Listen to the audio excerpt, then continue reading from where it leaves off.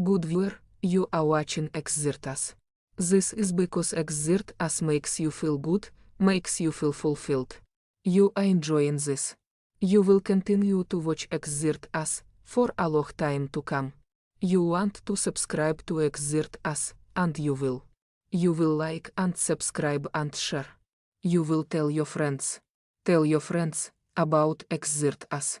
Your friends will come to like Xirtus, much as you are liking this right now, as we speak. Thank you for subscribing to Xirtus. See, that was easy.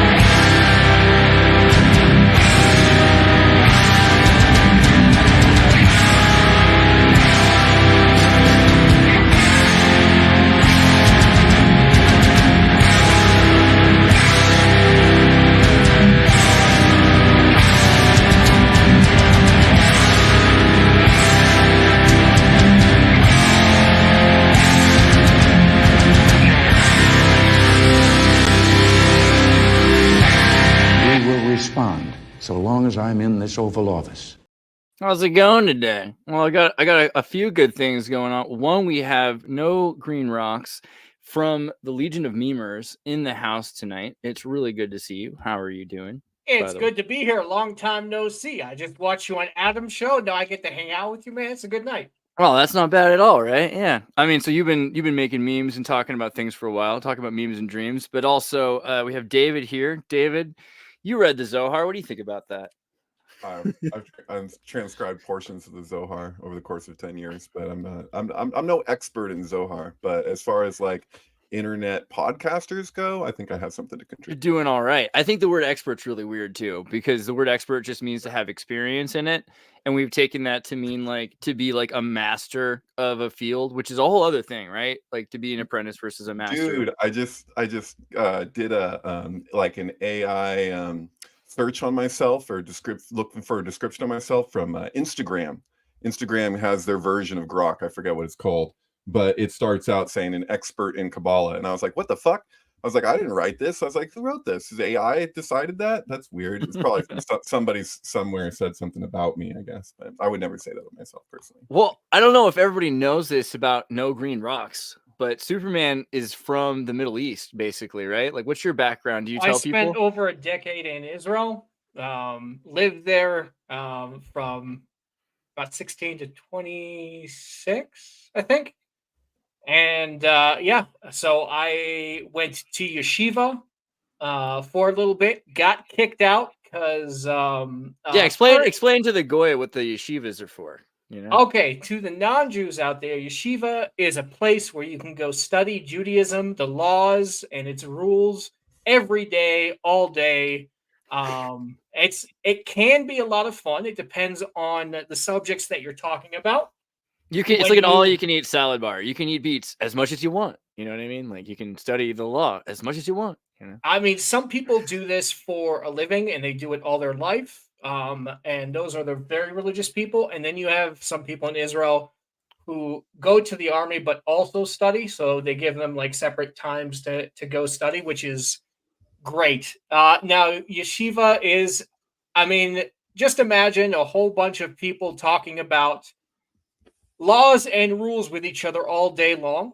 And you can imagine how exhausting that gets. There is a rule book called the Gemara, which gave me a headache because the information is a lot of information. You can't learn these things, when you feel like it. It takes time, it takes dedication.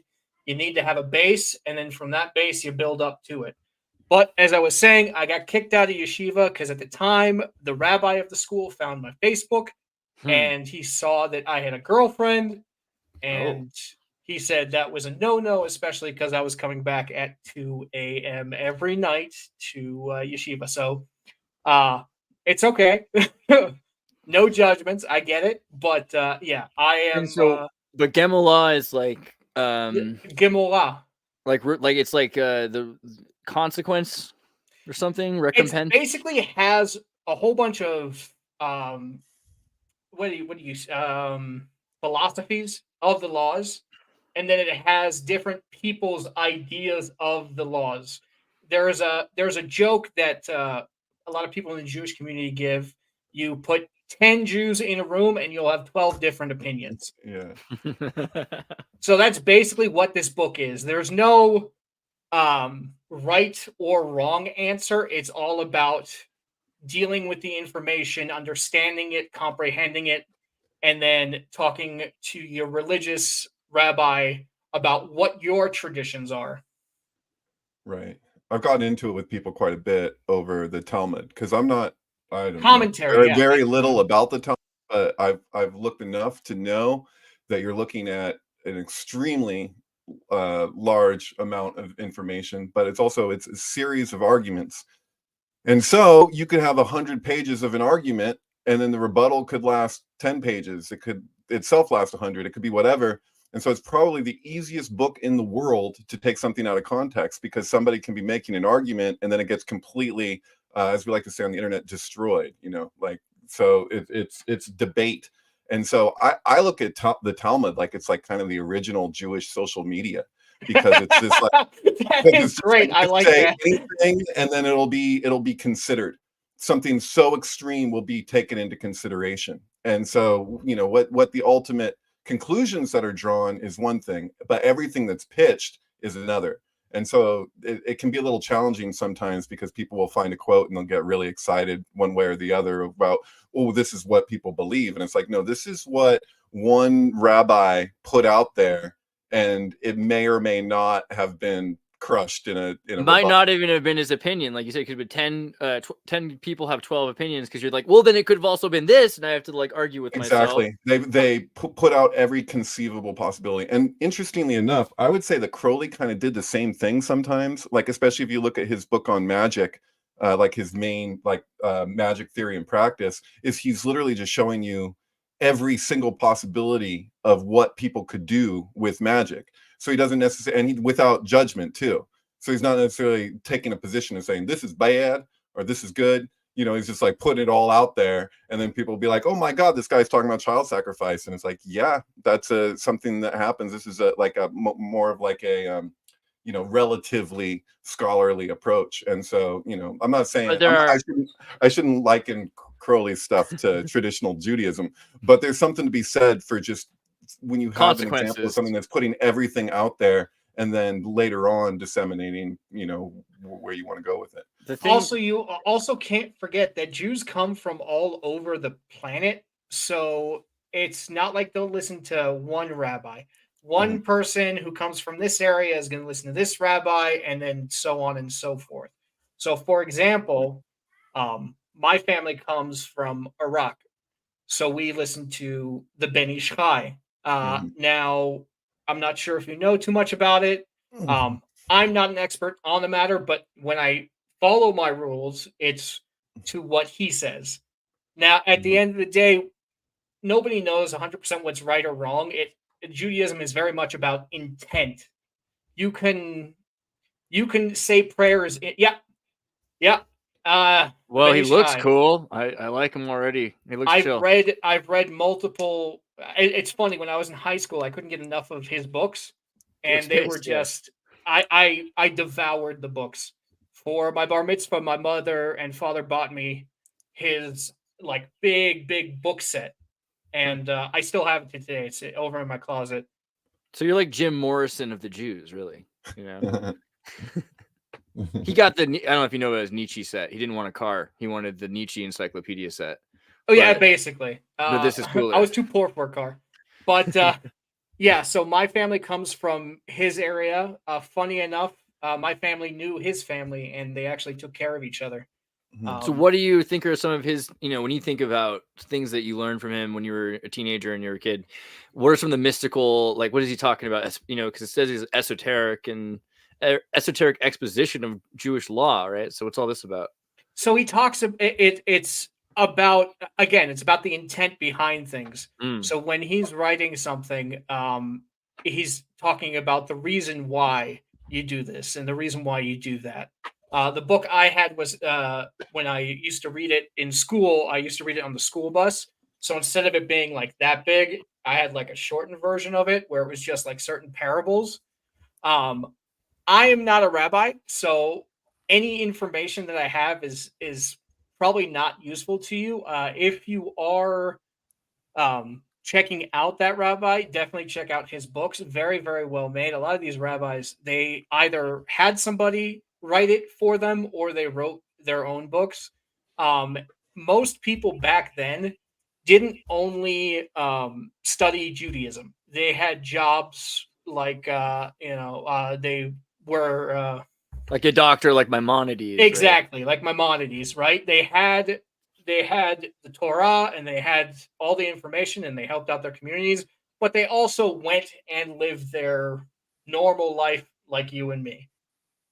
So when it comes to people like Maimonides, I like that version better because, I mean, Jews themselves, they're already an outlier in society. No use making yourself more of an outlier.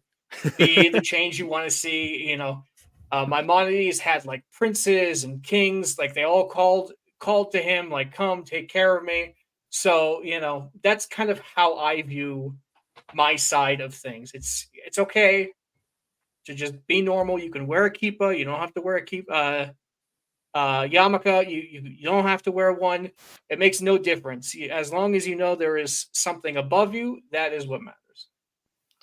It's interesting. So, I mean, can you think of like when you were a kid and you're reading some of these ideas, there's some laws you think are probably kind of weird. Like, why do I have to do this law? But then here's an explanation from, Ben Chaim that kind of made sense for why you would do that law. So there is a law in Judaism: you shouldn't mix meat with milk. Yeah. And no ham and cheese hot pockets. Oh man! And there's a reason for that. You don't cook it at the cud in its mother's milk. That is the reason behind it. Now, when it comes to nowadays, God knows where the cow came from. God knows where anything came from. So a lot of people have lost that tradition. But a lot of people like me, they still keep the traditions of the old days as best they can. It's very difficult nowadays, though, to do so. Right. But yeah, so you feel like there's like philosophical reasons that are decent principles for why these things. Yeah, and that's not to say their philosophical ideas are better than anybody else's. If it gets you to be a normal and good human being, you could listen to freaking Batman and live a good life. Like at the end of the day, it really doesn't matter. As long as you're just a good person. You're not trying to hurt people for no reason. It's okay. Just live a good life, guys. That's all I want. Including Jesus. I always find it really funny if you look at like a Hebrew Greek key study Bible or the like, and when it says rabbi, rabbi in the gospel, and then it'll be like a footnote, it'll be like a name of respect. And you're like, oh, really? But in terms of I've not come to destroy the law, but to fulfill, what you're describing is a lot of what we see throughout the gospel is kind of these kind of like approaches to Hebraic law and kind of determining like, why is it that we do these things? And do the rules of the past apply to the times 2,000 years ago.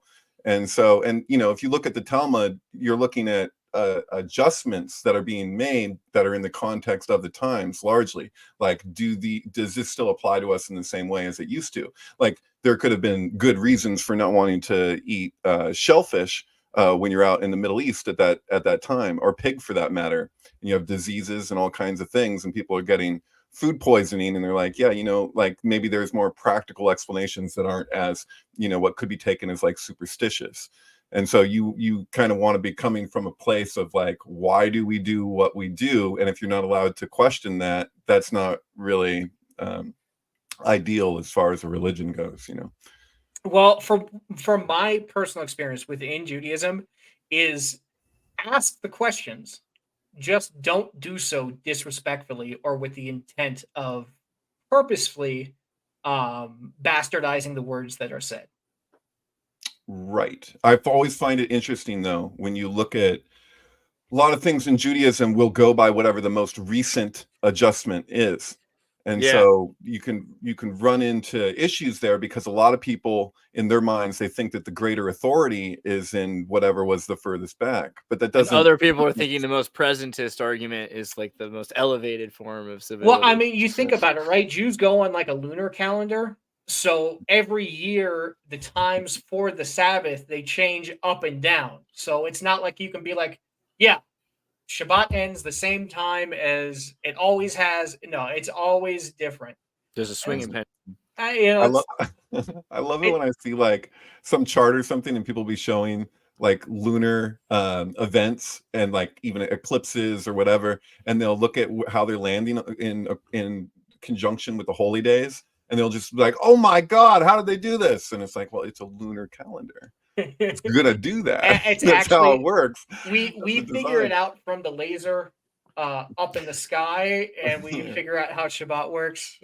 Right. That was what we were thinking about, like the Zion space laser. You know, the idea of Superman and Star Wars. Both both of them have to do with space lasers, right? So like, I mean, you think about it, right? You were on Base F earlier, and there was a Jewish R2D2. Yeah, that's right. Yeah, well, it's a secret. A little gay. They all thought R2D2 was gay because it was a Pride R2D2, but I saw right through it because he was wearing a yarmulke. Oh, I met him. Are you talking about Kenny Baker? No, it's talking about the actual R2D2.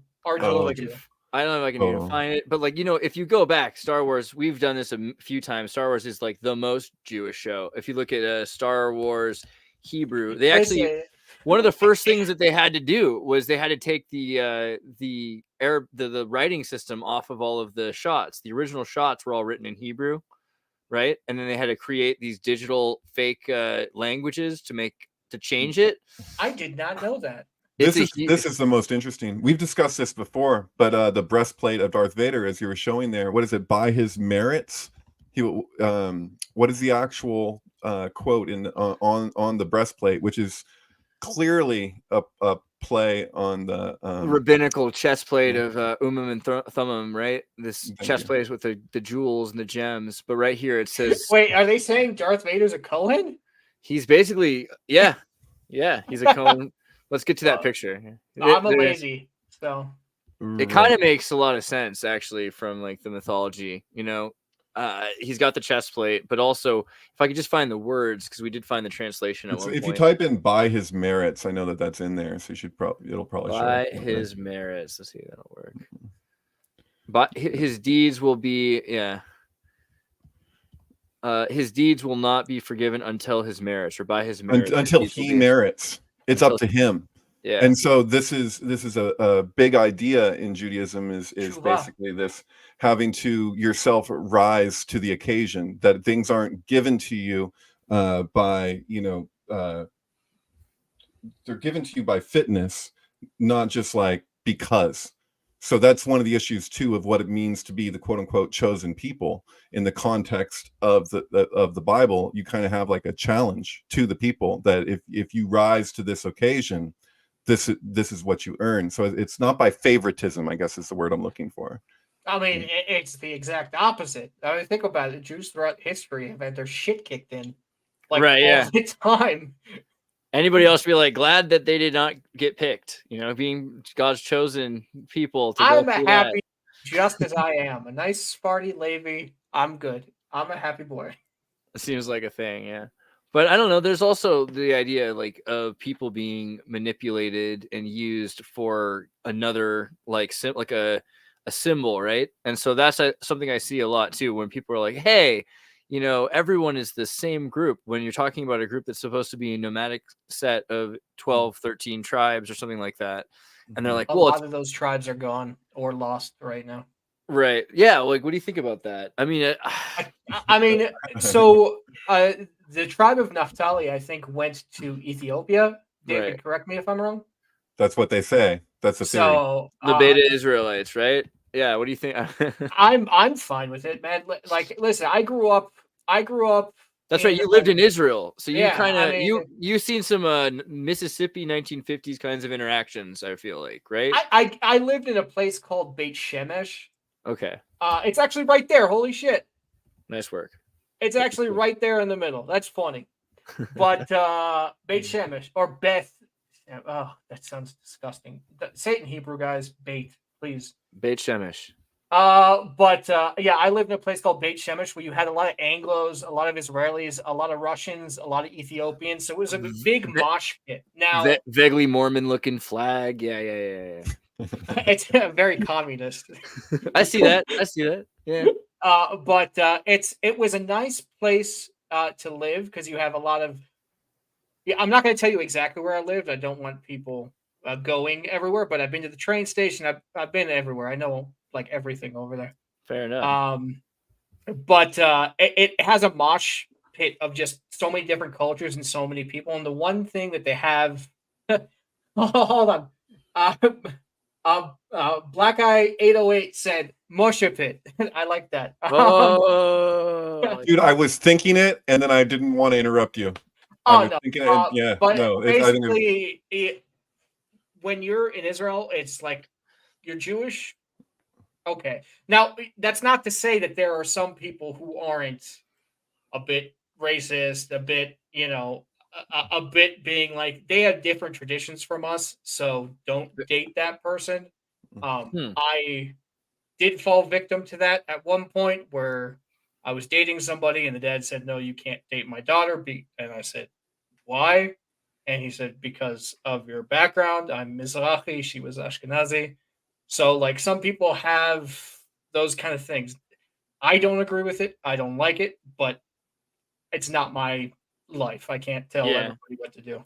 Yeah, it's a new country with people that will have come from like isolated like boroughs all over wherever they were, right? So we think of it as being like hyper integrated, but there's going to be like a lot of diversity. I mean, there is, but now in Israel, it's now more of like a 50-50 ratio. Like a lot of people are marrying each other because, most Jews marry other Jews. So it doesn't really matter, if you're Ethiopian or if you're Russian. The one thing that they have in common is that they are Jewish, and that's kind of what makes everything work. I did notice though, like Naphtali, like Ethiopian Beta Israelites, when I was in South America, I'd see like, Israelis, Ashkenazi, even Sephardic and Ashkenazi would hang out with each other, but the Beta Israelites were on the other side of the bar from them. And it was like, I'd be friends with one group and the other group, and then I'd like try to introduce them and they would not want to interact. There's already enough people who want to kill us in the world. Why exclude your own people? Yeah. I mean, like, I view like even at the end of the day, I view Muslims as family as well.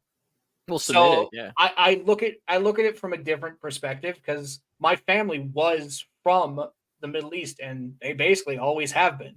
Yeah. From Iraq, they went to Israel, they went to India, they went to England, and then they went to the States.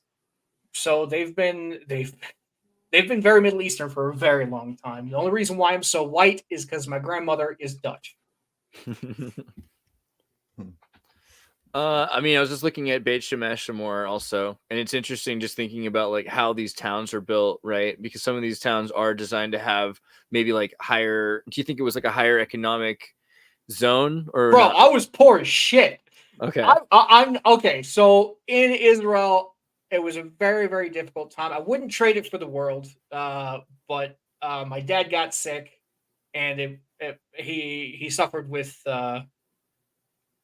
cancer, Parkinson's, and Alzheimer's for a couple of years. So I mean, like we weren't doing too well. It wasn't the best situation, but I had my friends surrounding me.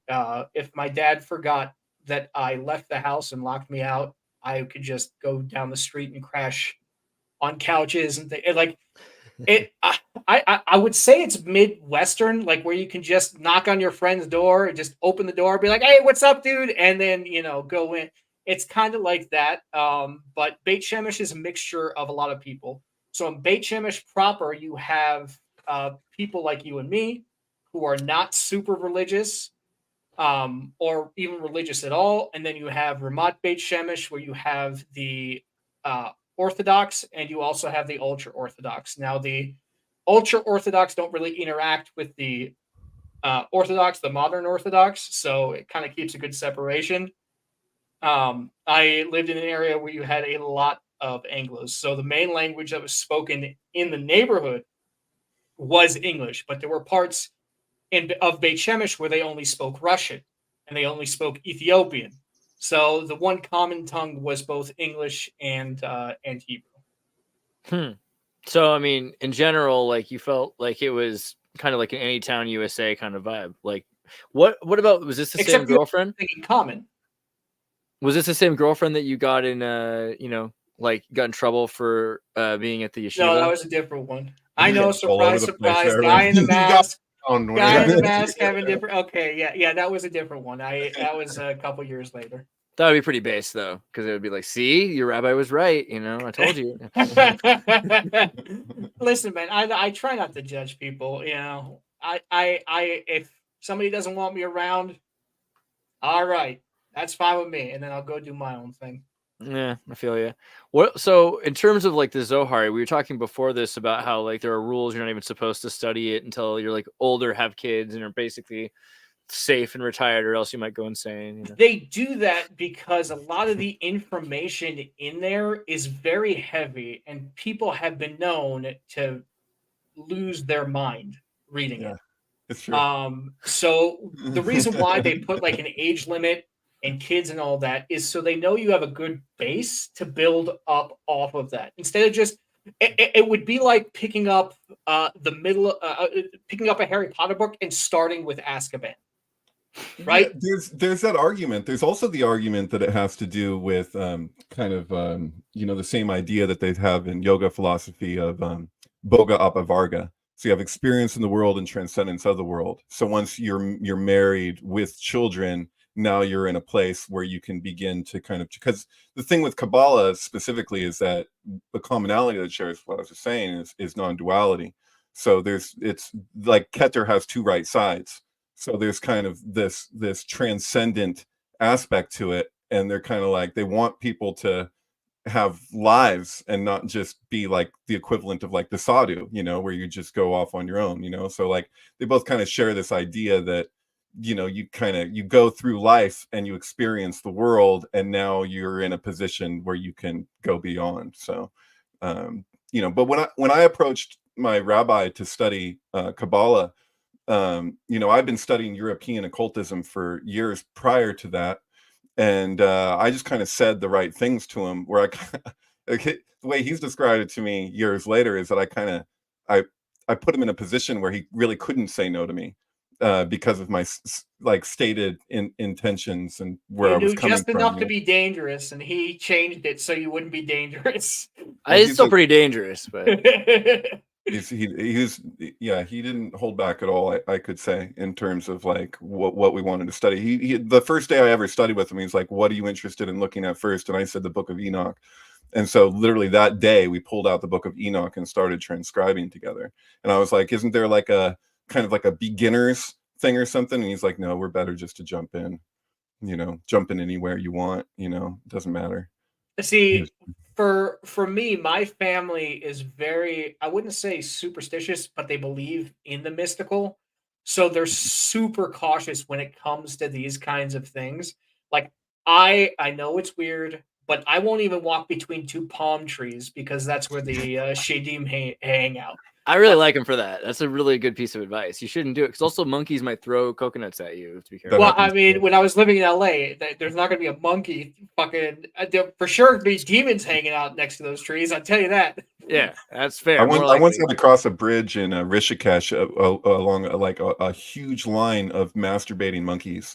And these monkeys, they were looking at me, and it was probably the most awkward experience of my entire life, was having to walk past. You got these monkey too. That's pretty brutal. I don't know. Yeah, I remember being in a school group at the tech museum, and like I walked right by some monkeys, and they were pretty chill. And then this teacher walks by with like 20 kids, and then they're like, "All right, now." And it must have been they're like, "Not that guy. There's just one of them. If you do it one, it's like, wait for him to go by. Okay, now." And then like as soon as I went by, they hit all the other kids with their feces. Oh God. So just a fair warning to anybody who's trying to get into this stuff. I would talk to your religious advisor before entering any of this. I've had several friends who freaked out. Like when I was in high school, like I had friends like, "You're not allowed back in my house if you start doing that Kundalini stuff.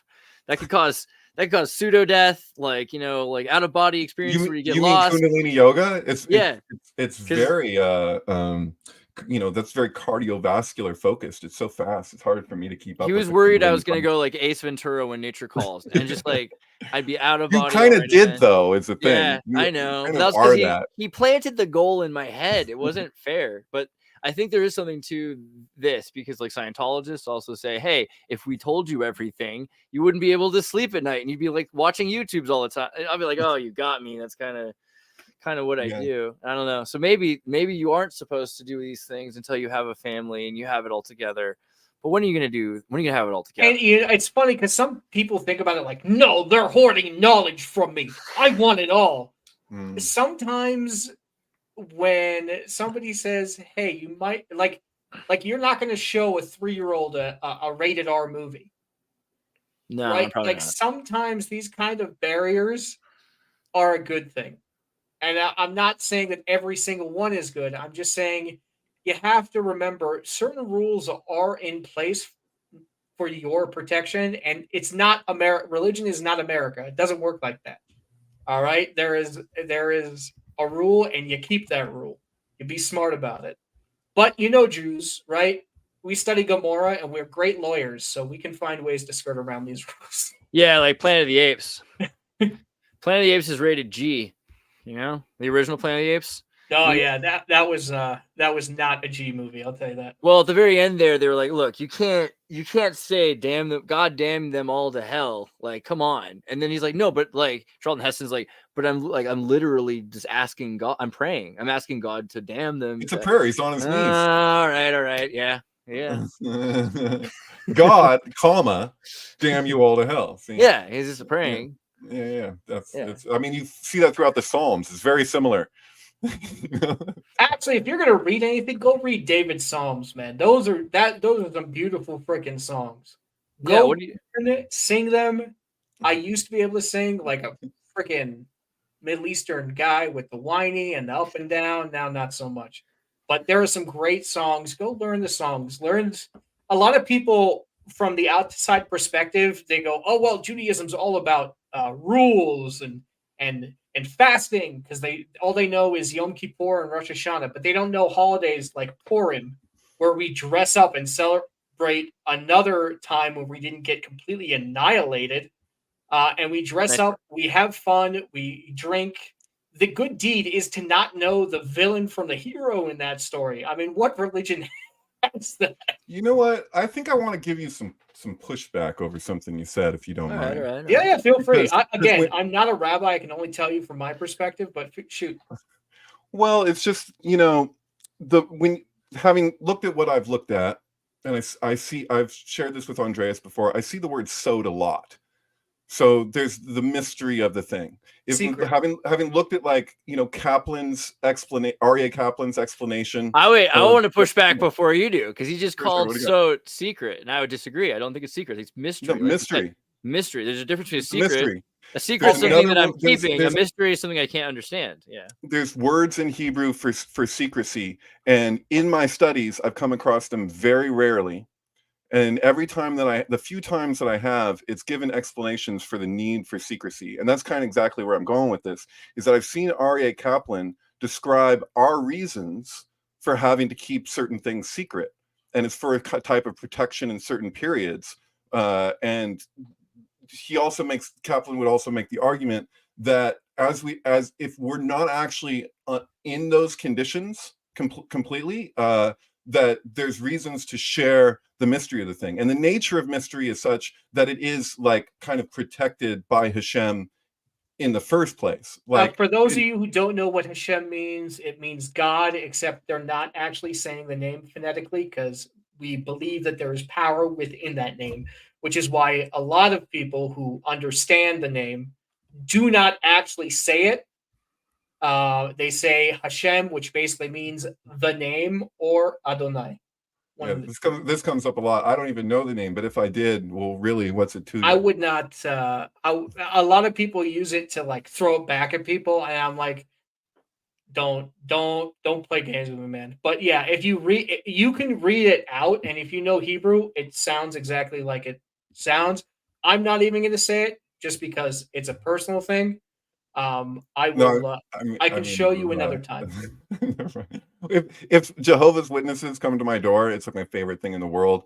And like, I get the Latter-day Saints lately, but like, I really like. There has been times where the Jehovah's Witnesses show up, and I get really excited because it's like, oh, I get to talk to these people about Tetragrammaton, and we really get into it. And they usually come back with their higher ups and want to continue talking, but they never come in my house, and that used to not be the case. Like, I remember a time when they would knock on my door and I'd invite them in and they come in. And I understand, you got to be careful. You never know what you're dealing with, but especially when it's the adults.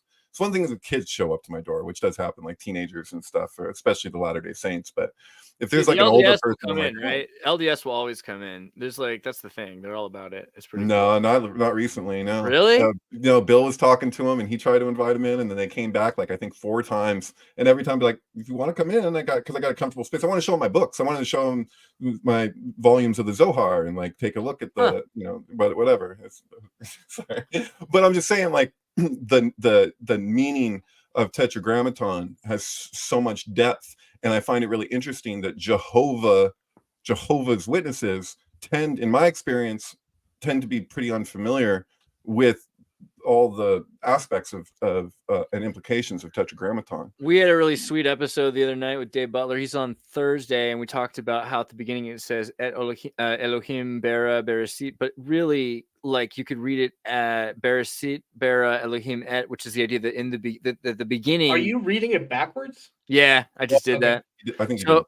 You're fucking with my brain. I'm seeing it over here. And this is this idea. So what if it's the beginning created the gods, right? Because Elohim is plural, right? So we're really reading this idea that the thing at the beginning that we're talking about, Hashem.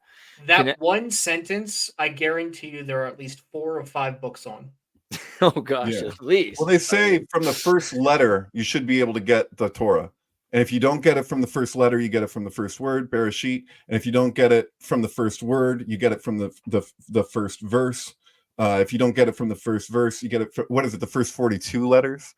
Because there's a 42 letter name that's derived from the first 42 letters, even though they're not the same letters, but they have a kind of device for how they arrive at the 42 letter name that's rather complex. But yeah, it's this idea that it's all in the Beit, I guess, is the point, and that's the house. That's house, Beit Shemesh, house of the sun. But can you just go back to that real quick? Yeah. Something out. Sure. So you see where it says the word God, and there's a hey. You mean Elohim here? Yeah.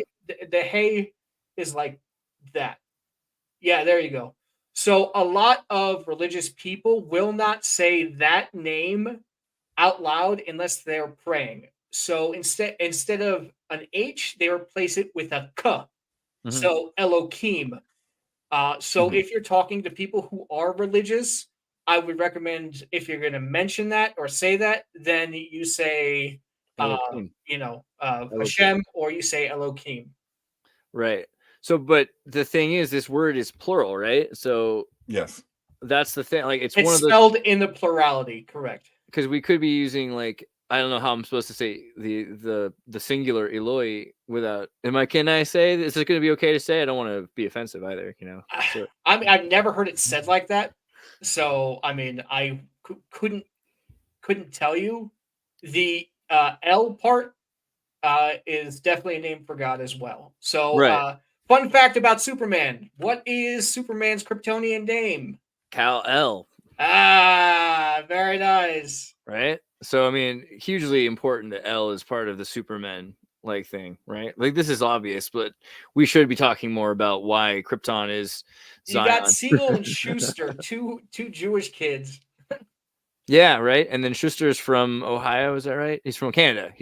And then Siegel is from Ohio, I think. Ohio. Yeah, that's right. Yeah. So like this is cool. This is pretty insane. This idea that Superman is essentially Jewish and like he's a god. He's a god man. He's like because he's of the L, right? He's of the house of L. Right. So this is cool too because this is like pre-Deuteronomist stuff because you have this idea of God's family. You're familiar with Asherah, right? Like the idea that there was at one point God's CJ, wife. I speak the language fluently. I know how it's pronounced, mate. Oh, Yeah, you're talking about, well, yeah, he's probably saying that because he's probably thinking of like Crowley's Liber Al or something, but it's Aleph, and Aleph is L in this case. I mean, it's an E sound, so yeah. Even though it's A, it's the first letter of the Hebrew alphabet, but that's not how we pronounce it. But there's been a lot of cool things. Like they found all these statues of the idea that originally it was looked at, there's like kind of a pantheon underneath the Tetragrammaton, that there is a family of God. And then around King Josiah, by the point of the Deuteronomists, they start to smash all of the pantheon, including the wife Asherah of God, right? And you guys have to remember, I know all these words in Hebrew. The English translations are bad. I know nothing about. What would be the Hebrew name for the wife of God? How would I say Asherah properly? Well, that's a good question. Actually, I don't know. I see that. We have it there. Here, let's get close. I'm looking at where the Dagesh is. Ashira. So Asira. Ashira. But isn't the dot above the shin indicative? Oh my gosh! It's a sin sound. Like Shira. Like so Shira? Think about it this way. So in Israel, there's a city called Petach Tikva, but certain people pronounce it Petach Tikwa. Mm-hmm. European Jews say Shabbos. Regular people who know Hebrew and speak it differently say Shabbat. There's a different way of pronouncing things depending on where you're from. So I could be pronouncing it all wrong, but I like the connection to Shira. Like it makes sense to me. This idea, although the wife of God thing I've never heard of, so I can't really speak to that. Yeah, where did I just have that article? Well, you've heard of Shekhinah. Yeah, right. We talked about that, right? Shekhinah and Zerah. And I mean, why would God need a wife? God is male and female. It's a family. Yud Hey Vav Hey. It's a male, female, male, female. So that's what's interesting is at one point they were saying that the word that means the plural form of Eloi, Elohim, is had to do with the family of God, and that in the beginning, like the beginning, Bereshit created the gods, the pantheon, which is what we're in the image of. And you're talking. Is this around the time? Abraham smashed his father's idols? You'd think that, right? You would. You'd think it'd be like, okay, and then Abraham smashes the idols and it's all gone. No, this is like right before the end of the first temple that they're still doing this. And it's into actually the Deuteronomist times that during like the Exodus in Babylon, that they still have this going on. And if you read, we were just looking at this a little bit, Josiah, 2 Kings, it talks about, the smashing when Josiah, good guy Josiah smashes all of the other tribes' temples and all of their tabernacles, and he kills all their priests and their priestesses, right? Because there's Kohens and there's Kohenots, right? There's this feminine priestess that exists. Even we're talking like to this, what is it, 7th century to 2nd century? And then Baal is referred to, like these temples are saying is referred to Baal, but what we understand now is Baal is actually the name of just like these different El Elyon, character, like the high pantheon. So they destroy their temples. You have to go to Josiah's temple after that. Like he burns their bodies and burns their skeletons on their altars. You know? And people, there's a saying called sinat chinam in Hebrew, which is baseless hatred. And it has been credited as one of the downfalls of the temple and one of the reasons why the temple was destroyed. Things like that, I would imagine, is sinat chinam. Well, the building of the temple is very reminiscent to the tree of knowledge in the garden, in that, Solomon is told, David is told not to do something, and then Solomon his hands are soaked in blood. Well, he finds a loophole, and that loophole is to take materials from outside lands and bring them in to build it. And so you have like these examples of these kind of loophole things. And what gets me about it is that I don't feel, from reading the text, having transcribed the text and trying to understand it as best as I can, that this was a law like a stop sign. This was a law like gravity. So it was a law. The idea of the explanation to not build the temple had to do with that you can't build the temple because the temple isn't to be built by human hands. That it's a something. Well, but we do it anyway, just like the tree. Solomon did it, no? Yes, Solomon did it, but he found a loophole to get around. Oh, I see what you're saying. And so he had to use demons with his rings, magic rings, right? So, you want to get into mysticism? Fucking Solomon should be your key topic of conversation, because that dude escaped death so many freaking times, and he did it because he was studying Torah. Straight Torah, but also wasn't he? I mean, because it seems like he had the power of demons. Yeah, it's like his whole deal. I made a meme a while back where it was Han Solo, and I got 2 coloring books. I got the coloring book of Shlomo with the baby that you're gonna cut the baby in half, and then I got Han Solo with his gun like aimed at the baby. Han Shlomo. Who shot first? Yeah, who shot first? Well, it's Han Shlomo. But yeah, no one responded to it because I don't think they realized that Shlomo was Solomon. When it comes to religious memes, as somebody who does memes quite regularly, I tend to stay away from religion. Just because most people either they don't understand it, they take offense to it, or they just ignore it. The only the people here's my take on that though. I think that the people who really, really understand it are the same kinds of people that are really, really upset when a movie isn't as good as the comic book. And this is like a situation where you're talking about my boys, bro. You're right. Yeah, you're right, and I respect them. But like, if you're trying to get kids into Solomon, Han Shlomo might be the way to do it. Like, this is like, if you ever thought about the Kessel Run as the Sephirot, right? Because he's able to do it in less than 12 parsecs, 12 right? parsecs, yeah. No, less than, probably in 10. Less if you think about it, yeah. Oh, okay, yeah, totally. I don't know, but the Sephirot. How many kazites is a parsec? I'd imagine it's like each one of these connections might be. We have to think about it. But David got that. Only one person knows what a kazite is here. It's fucking David. What's a kazite? I don't like this representation of the tree. We always pull this one up. It's a measurement system. So basically, how am I spelling it? I have no idea how to spell it. Ancient Hebrew measurement, Talmudic measurement. Start with a K or an H, probably. Man. Kazite. Kazite. A hazite right here. H. I knew it. It's gonna happen. And then this doesn't even tell you the distance between the thumb and the index finger. Yeah, there you go. So it could be like that. Like back in the old days, olives were pretty big, so that would be the size of a kazite. Oh, okay. There you go. That's a good measurement, though. It's a very practical. I could see using that. Yeah, but the problem is everybody's hand is different. Right. Especially Shlomo's. You know the thing about the in the Zohar, it said that Hashem has 3 hands, and the way that gets interpreted because of the digits on a hand. So you have 14 digits. 14 segments. So if you say you got 3 segments to every finger, and then you got 2 for your thumb. You add those together, you get 14. So you say you got 2 hands, you got 14 plus 14. Right, and if you got 3 hands, then you got 42. And so that's also the kind of the explanation of, or one of the explanations that's less European is that, or more European actually, is the hidden hand. So sometimes we've talked about this before. You're but talking about the people Hamsa.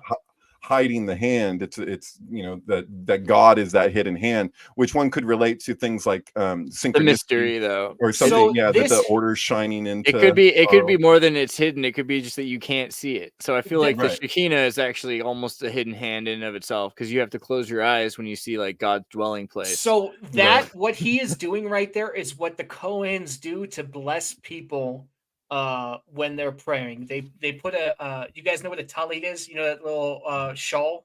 Yeah. So when they do that with their hands. Now I'm not a Kohen. I don't do that with my hands.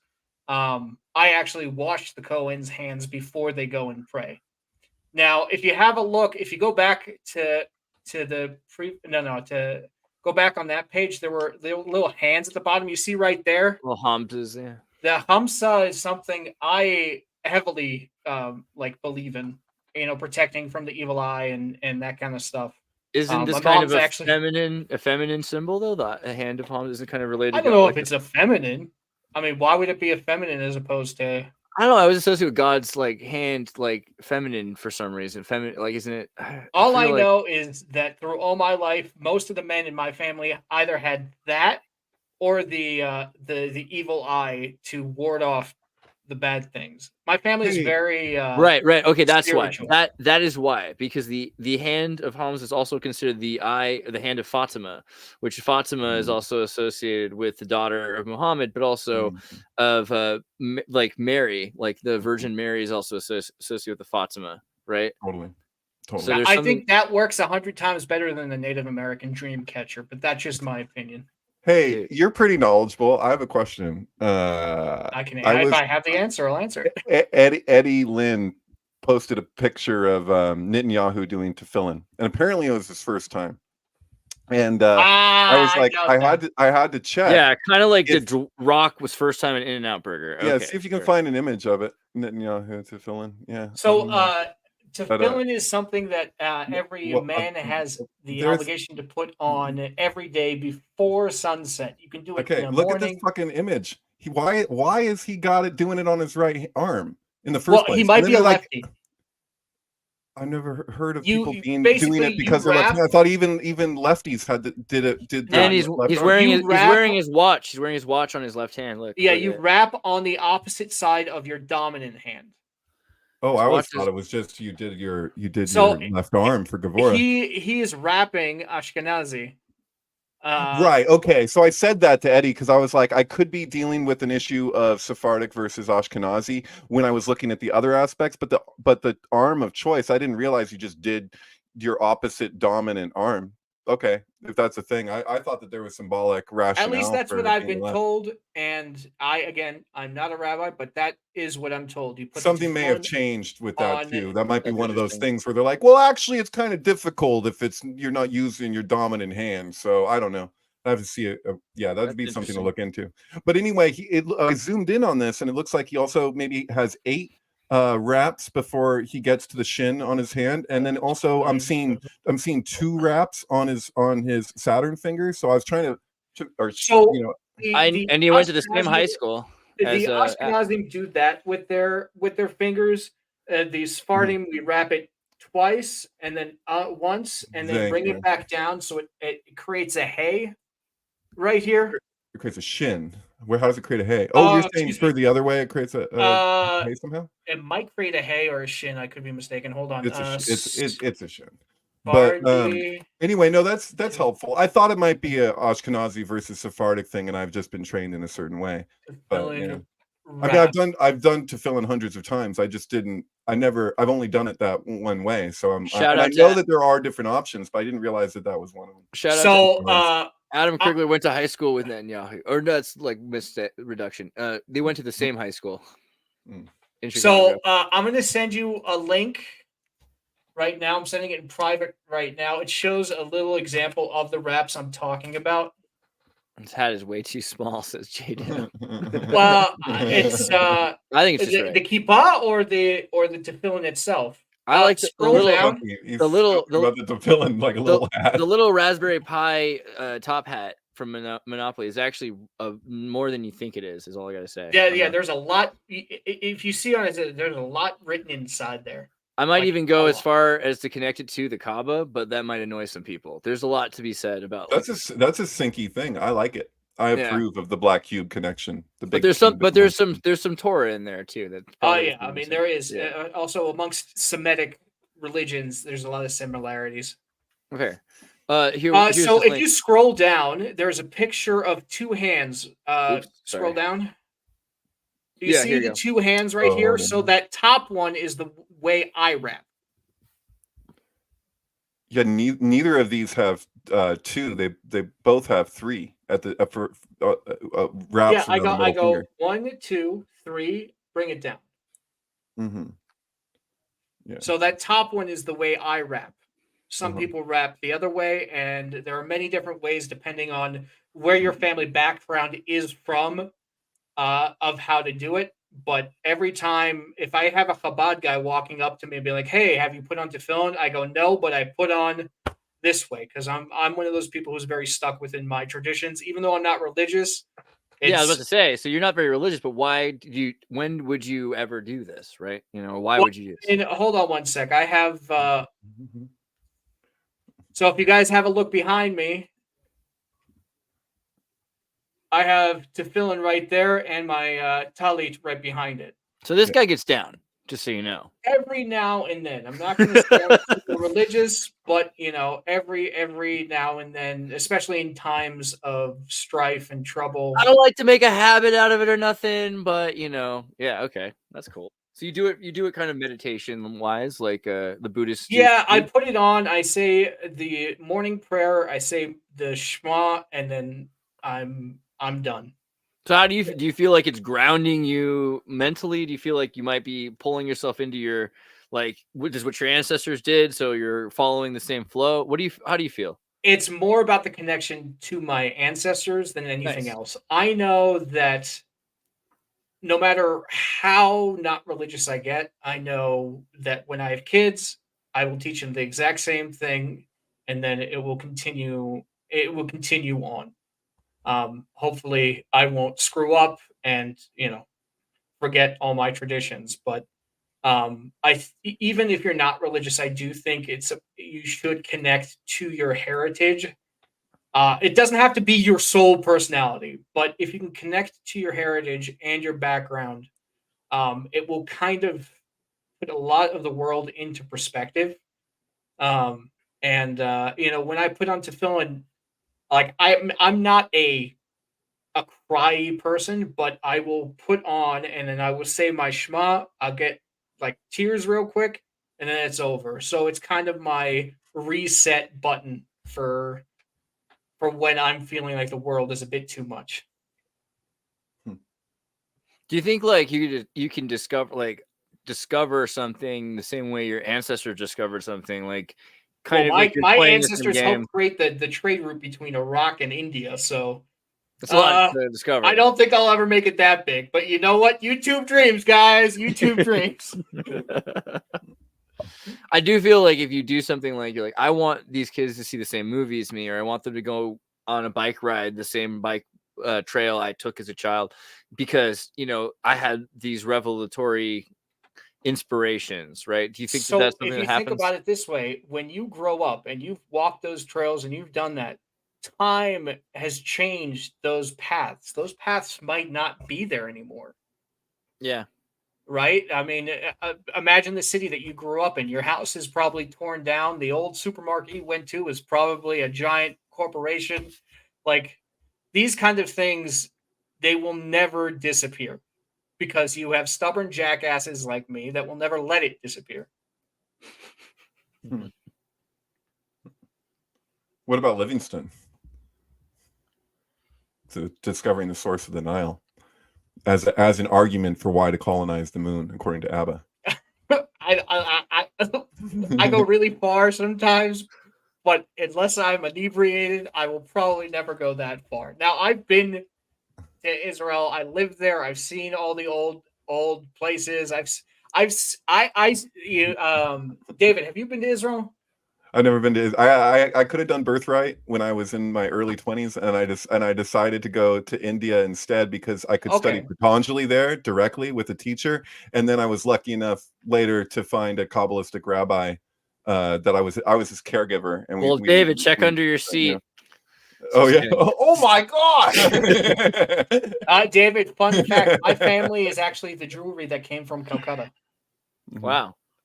So, I honestly, if I had the option, I would go there to see where my great grandfather is buried, see the old synagogues.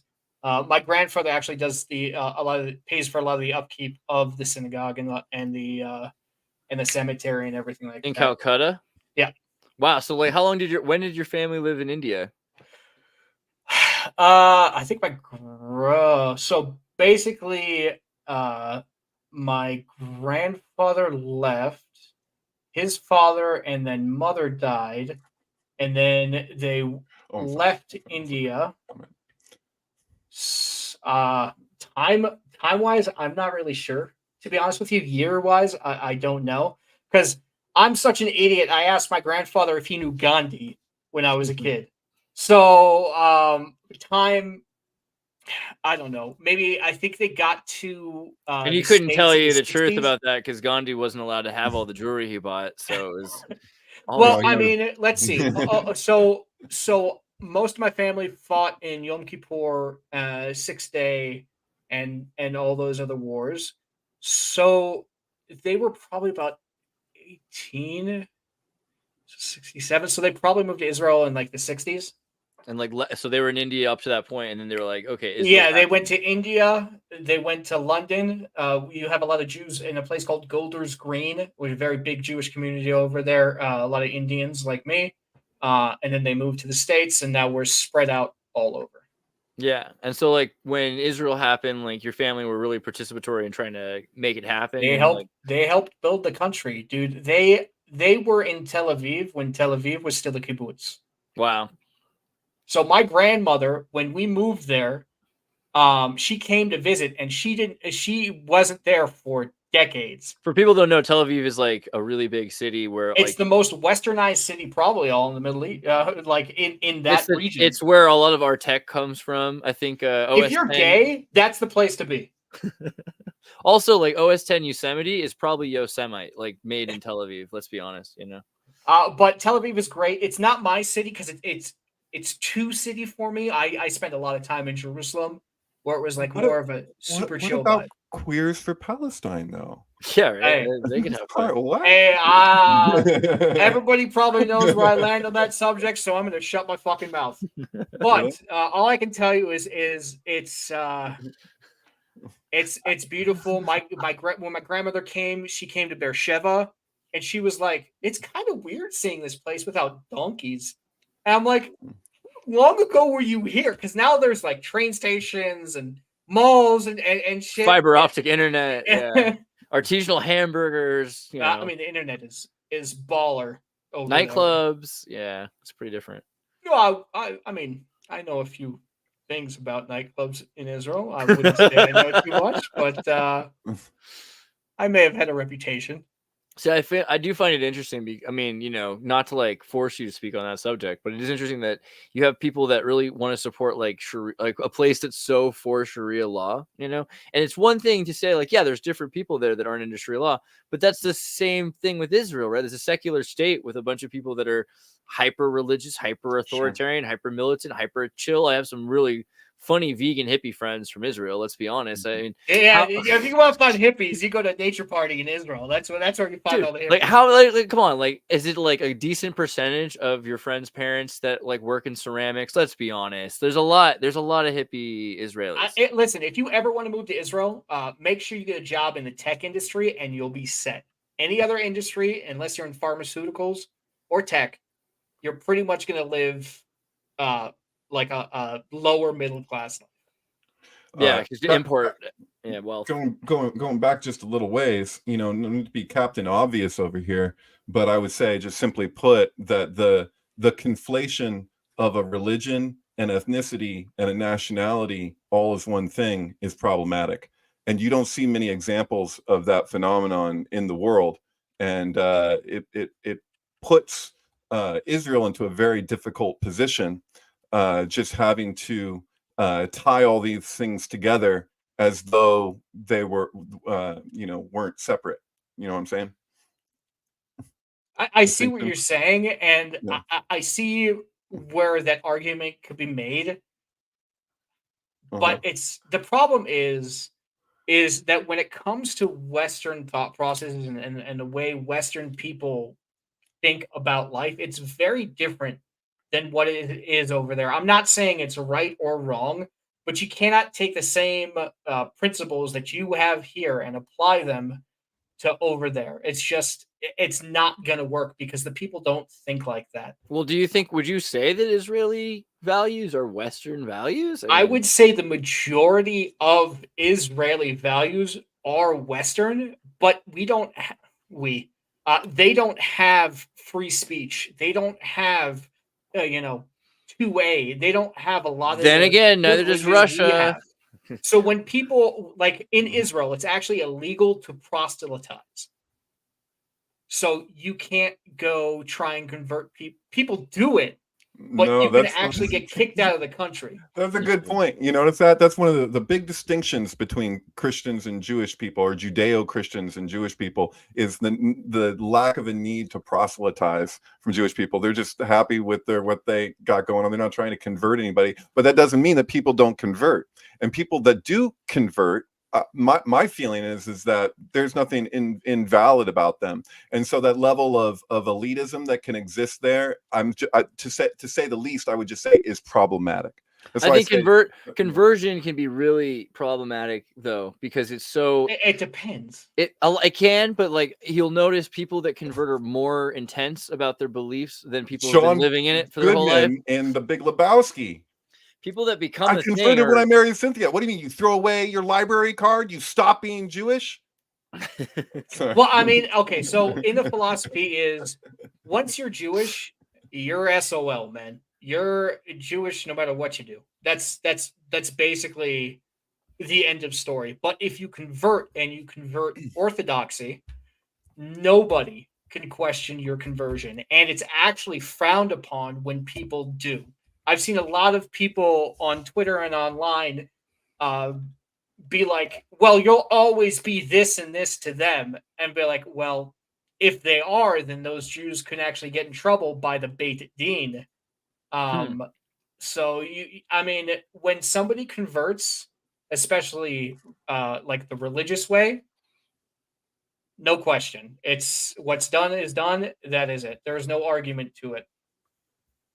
Right. And I respect that. I mean, there are a lot of. I don't know. Actually, I want to point out that if you watch The Big Lebowski and that scene where freaking John Goodman's ready to throw down with the Jesus, that's all completely symbolic. Like that's related to a serious man. Like I saw that in that movie, and then like the Coen brothers came out with A Serious Man later, and I was like, oh my God, you got to be kidding me. The Jesus, he represents that's basically the Catholic Church. That's why it's 8-year-olds, dude. That's why he's dressed in purple, because he's neither pillar. He's the middle, right? He's Jesus as organized religion. And then John Goodman, he represents basically Zionism. So he's Christian Zionism. He's George Bush's Zionism. Christian Zionism. Biden Zionism. Yeah. And so Trump Zionism, if you want to, but Trump is so fluent in the Bible. I mean, if you ask him what his favorite verse is, he'll say he just likes all of them. No one is more fluent than that. Clever. He can't even pick. He can't even give you an example because he's just that well established. I mean, we've all seen religious men who were good. We've all seen religious men who were bad. It's not the religiosity that makes them bad. It's the person that they are that makes them bad. Sure. I'm with Wilhelm Reich on the subject, and the same thing can be applied to political parties, that it is not the political parties that create neuroses or the religions that create neuroses. The individuals. It's the individual's neuroticism that create these organizations in the way that they do. And that would explain why, if you go back deep enough into just about any religion, for the most part, maybe not so much the new ones, but even there's examples you can find there where you see these deep-rooted intentions and this kind of awareness that's in the roots of the thing, and then you see what becomes of it when it gets organized. So yeah, I do think though, when someone converts to something and it's new to them, like they often are like more likely to try to convert other people, whereas Well, I mean, in Judaism, when you convert, they ask you, "Are you sure you want to do this?" And they don't ask you once; they ask you because you know what we're gonna do, right? Like there's a like you will be hated, you will be attacked, you will be marginalized. It's just how it's going. Are you sure? There's no cake you until want to do after this? the bris. I'm telling you, it's not. Enter at your own bris. Yeah, there it is. But yeah, I mean, Judaism isn't something to take. But it's not just Judaism. I meant that with every religion. Like, Right. Oh, really? I didn't know that. All I know is my own religion, and I know if somebody says, "Are you sure?" It's like, okay, hey, here's with a chance to leave. With atheists, I know people that were Christian, they become atheists. They want to convert everyone to atheism. If your parents were atheists and you were raised atheist, you don't really try to convert people to atheism the same way someone who just left their religion and is trying to, same thing with I don't know, just Jehovah's Witness probably. I think there's a lot of examples where as soon as you join, they're like, okay, now you should go out and do a mission, that kind of thing. But there is a situation where if you've been ingratiated and grandfathered into an experience for 5 or 6 generations, you're probably like just trying to do your thing. You're just. I mean, that's the story with my family, right? We don't try and convert people. We just try and live our lives the best we can and try and make sure our children have a future and make sure everybody is set. That's kind of why a lot of people are so well off within the Jewish religions, because they focus heavily on education. As I was talking about the Gemara, David knows, like, people argue left and right. So if a lawyer studies Gemara, this dude is going to be light years ahead of the majority. My brother is a freaking god at studying Gemara. I don't know how he does it, but that man can argue for days and days and days on end. I just throw up my hands. I'm like, I don't care. Shut up. I'm done. So there are certain personalities where the Gemara does fit. It just doesn't fit for me. It hurts my brain. I need to take a nap afterwards, and that's okay. I like it when you said throw up your hands, because like that comes that up could a be lot the Shekinah. throughout. Yeah, well, or yeah, the shin. Yeah, but yeah, no, it's like that'll come up about like in the Zohar, where it's talking about like Rabbi Shimon will throw up his hands when he's reached a point and he's trying to process something, and he's like, I've gone as far as I can go. He throws up his hands because then he's like open to receiving something beyond himself, because he's recognizing his own limitation when he does that. So he's like, I've gone as far as I can. It's like that's the distinction that you'll see between definitions of what constitutes faith. I saw in front of a church across from Dharma's, Andreas, there's that church there, and it has people write things in front of it. All right. But it said, faith is the guillotine of reason one day. And I just like stood there and I looked at it and I was like, for reals? Okay. And so, because there's this idea of like faith, that it's like when you reason something as far as you can, and then you're open to something coming from beyond, some insight that's deeper than your intellect. And so, but then there's like this idea that like, you put aside your reason to accept something on faith. And to me, with what I was raised as a Jew for Jesus, going to a very fundamentalist Christian school in elementary school and the first part of junior high, before I was expelled, that was like what I was raised with. That was the idea of faith that was communicated to me for the most part growing up, was no, I know it doesn't make sense, so therefore you accept it on faith. And to me, this is not a real understanding. You have to find why it makes what sense. faith is. Yeah, that's why I like these books written by the rabbis and everything, because they're like, yeah, it doesn't make any sense, but here, let me help it make some sort of sense for you. Which is why they always recommend that people be studying 10 years before they go study Kabbalah and these kinds of things, because you need a basis from which to start to understand things. It's a whole way of thinking. It's also almost an entirely different language. Some people write in Aramaic. I'm not sure if David, are you familiar with Aramaic? Yeah, I've had to transcribe Aramaic. So I did study Aramaic for a little bit. I did also transcribe, but I gave up because it was very rough. Which is funny enough, which is why a lot of things are mistranslated in the English, Well, just yeah. because people can't translate the things properly. There's something in the experience of translating that you'll get insights into something that, you know, people didn't speak the same way, they didn't think the same way, and it's indicated in the language. And so if you're transcribing something and you have anywhere from 5, 10 to 30 plus words to choose from to explain what this word means, like there's words in Hebrew that don't actually have a real translation in English. When it Well, it's comes, because modern day Hebrew is different than the biblical. right, I'm only talking about biblical right now. I'm not talking about modern day Hebrew. Modern day Hebrew is a whole other topic. But like if you're getting into like there'll be things that are communicated that, it could be one sentence on the page, and it could really take you 10 pages to explain what that one sentence is. Like you were saying that just about the first line of Bereshit. So it's like there's lots of examples of that throughout the Tanakh, where and there's a couple Aramaic books in the Tanakh too, right? Isn't it, I believe the book of Isaiah, there's a lot of stuff Daniel? written in Hebrew and Aramaic. Right. Well, I think there's only 2 books in the Tanakh that are actually in Aramaic. Am I mistaken? I think the rest is Hebrew. You would have to ask somebody who was more of a scholar than me. All I know is when I tried reading it, my brain hurt. Oh, well, it's the same letters, it's just a different dictionary, Bro, I'm dyslexic and dysgraphic. Could you imagine me trying to learn Hebrew at the same time I was trying to learn everything else? Doing it.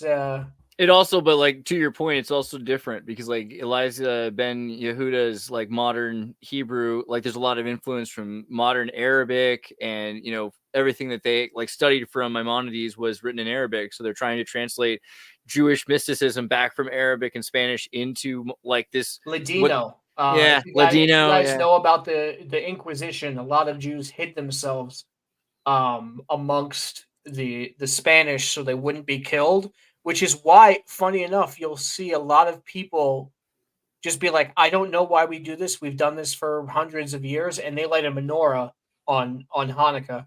And you're like, well, somebody had to know something. Don't rock the boat, okay? Yeah.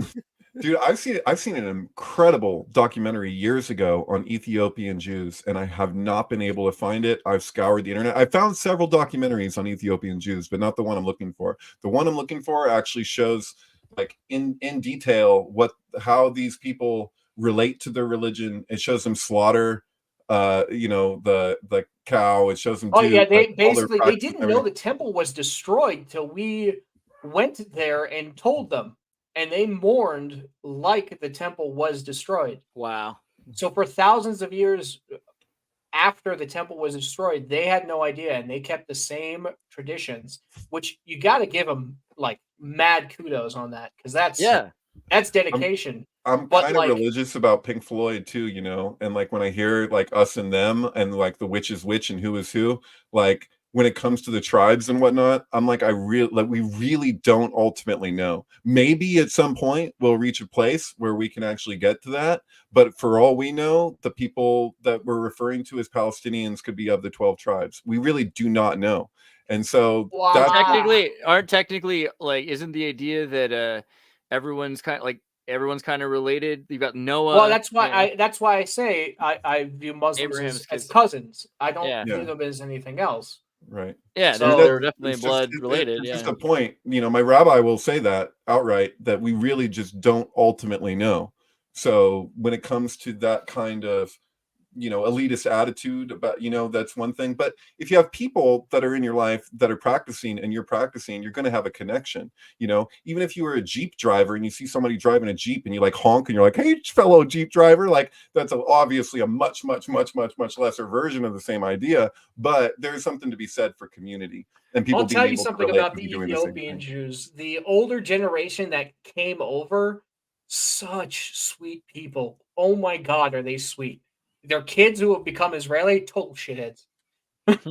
It can happen, I guess. I've noticed that, like, if you're not allowed to participate the same way as other people's kids, and like you realize you're never gonna make it to being treated the same, like, you might become exceptional as a gangster or criminal or some other thing, but you're never gonna be allowed to be like Miss Israel at Eurovision or something like that. I think we had an Wonder Woman. Ethiopian at one point who was Miss Israel, if I'm not mistaken. There we go. That's the. Is that working? I don't know if that's. I don't know if it's the case now, but like I do remember that. Now with the Ethiopians, they were like, I used to volunteer at the Ethiopian what are they not daycare, but like community center. That's the word for it. They are some of the nicest, sweetest people in the world. And as somebody who is Sephardi, you know, I was able to relate to them really, really well, because we both don't come from European backgrounds. And are not like treated. You've never had a Sephardi president or prime minister, right? Like, it's always an. Oh no, I think we did. If I'm not mistaken, I think we did. And nowadays, like I said, like 50% of the population is now pretty much mixed.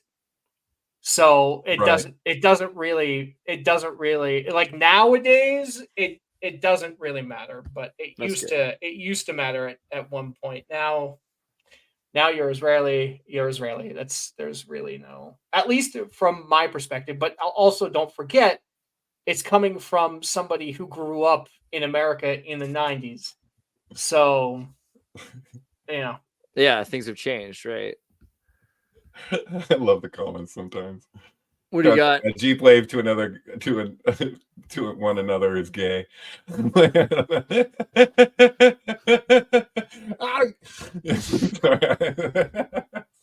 know, I have to say, hail your chat, man. Your chat is fantastic. Like, you got a few. When we talk about like Jewish subjects, people get really like, it's either really, really like anti-Semitic, or it's just complete like ignorant. Your chat are just educated and they're respectful. I really like, shout out to your chat, dude. Specifically your chat. It takes all types, you know. And you know, I don't know, man. People are gonna you know, like people are weird, man. Like, there's all kinds of different types of people out there. That's the thing about like social media and whatever. It's like, you're not like, you kind of have to accept that if you're reacting to people that you're coming across online, you could be talking to a bot. It could be like the freaking. I feel like we'll never be able to have a real conversation if people can't do that. Like, we need to be able, if people really have criticisms of issues with Israel or something like that, the only way we're going to actually ever get there is if it's through a conversation that's not just people yelling at each other that they can't trust you and talk to you. And so I see this often where we have people yelling about the war or whatever, but we haven't even gotten to solutions to problems because we can't even get to the problems because people are just attacking.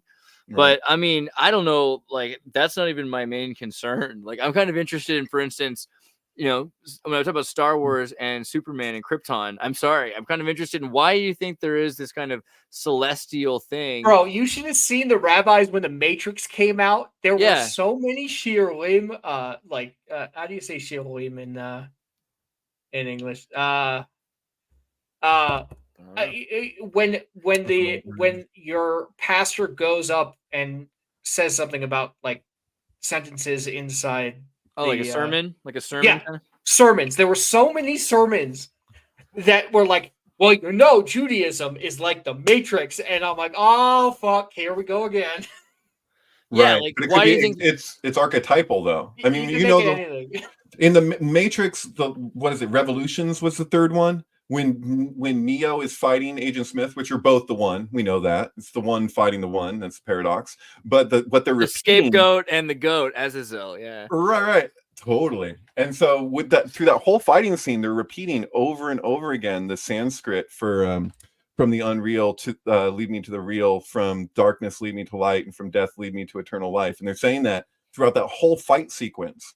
And it's like, people probably, when they hear it, it just sounds like kind of almost like choir music or something, the way it's delivered. It's like, you know, hoda, hida, or whatever. It's like, you know, Temple of Doom or whatever. But if you know that, you know, so I imagine, you know, somebody who's familiar with the Upanishads, if they were to go to watch the Matrix, they're going to be having an experience that is, they're like, this is what the movie is, but the movie's archetypal. So it's taking from all these different schools of thought, including philosophers, and just like kind of like honing it all in. Or it's like the objective like antediluvian truth, right? Because you got Shem of Noah's sons goes off and starts Hinduism, according to one school of thought. Oh, I didn't know that. That's interesting. Yeah, there are groups of Indians that think that. There's even, you know, the St. Thomas Christians who continue believing that because St. Thomas went to India where there already were Jews, and then he started converting some of them to their kind of Christianity, right? Which is very different than Roman or whatever. We have a book on that from Sync Book Press, actually. Somebody, yeah. I gotta check that out. That sounds cool. Yeah. But yeah, just the idea of these things being tied like a pre-Abrahamic or like, well, Abrahamic and Dharmic or Vaishnavist kind of origin story. There's a lot of similarities between the two. I mean, I grew up still with a little bit of old world in me, because of my grandparents and things like that. And what we did is, every time you see a holy man, you nod your head. I mean, I used to do this in the old city with the Armenian priests. Right. I would see them. I'd, bow my head, politely, give them the respect that they're due, and keep on walking. I grew up in a world where you respect everybody's religion and their religious leaders. You treat a holy man like he's a holy man. You don't just, ignore him and walk away. When I was going to school, every time a scholar came in, everybody stood up, and then everybody sat down. Just like a gentleman would when a woman walks into the room. It's the exact same kind of respect.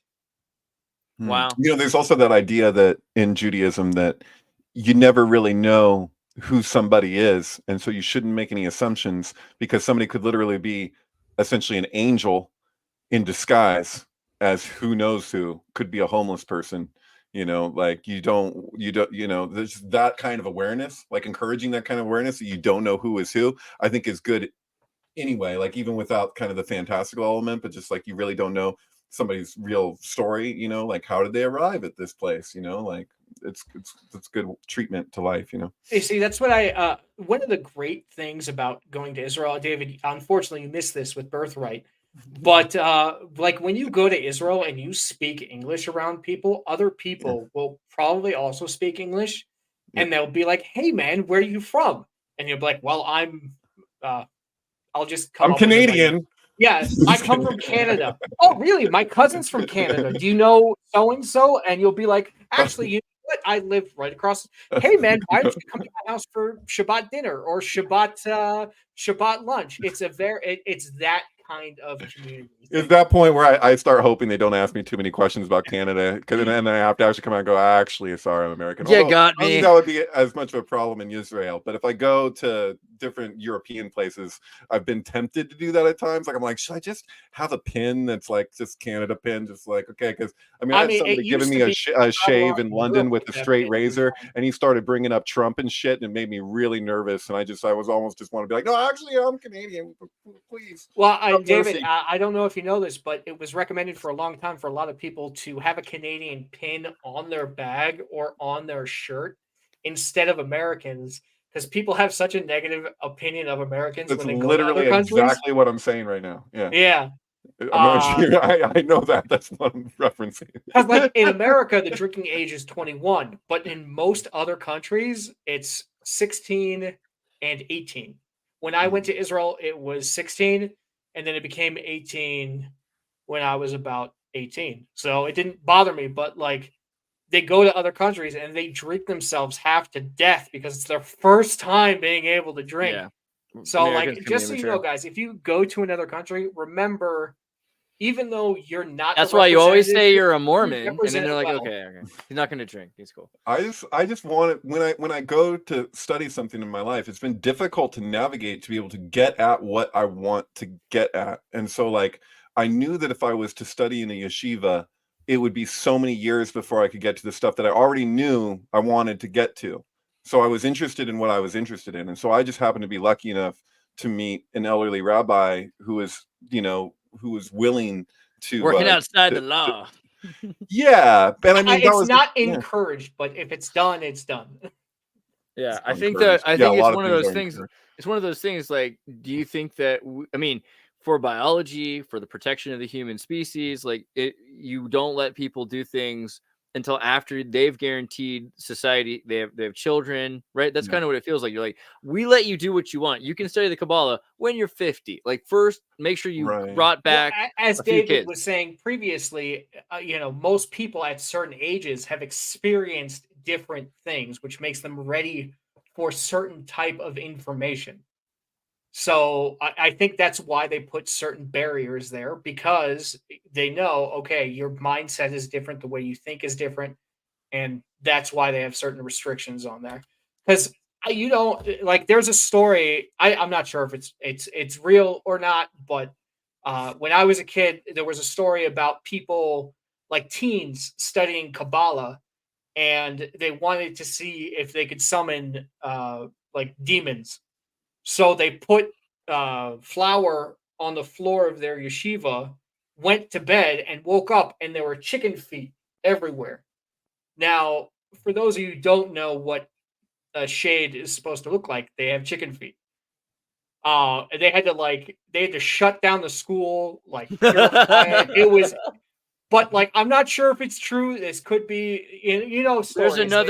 another good Are You Afraid of the Dark episode Hey, about listen, a man, it gave me yeshiva. nightmares for weeks. There For was weeks. no there. What's the one where because there were people studying there's like a one just like an insane asylum for people that went crazy studying the Zohar, right? Yeah, I couldn't find. I was actually talking about this behind the scenes. I couldn't find the yeshiva, probably because Probably we for the wanna- best. We probably it shouldn't even utter probably its want to name. keep it on the DL, but Yeah. apparently there is a yeshiva where people go after they've studied the Zohar and Kabbalah, and their minds went with them. They got a little too radiated, a So little too much splendor in their minds. I couldn't find the place, otherwise I'd bring it up. But it's like an insane asylum yeshiva. Right. Well, it's very visual focused in terms of your my mind. God. Like you want to be able to kind of like activate your ability to visualize. And I think with that in general, it's kind of depending on how far you want to go with that. I think it's a very good thing for people to do, generally speaking. But at the same time, if you go extreme with it enough, Dude, but like there has to be an insane asylum yeshiva, right?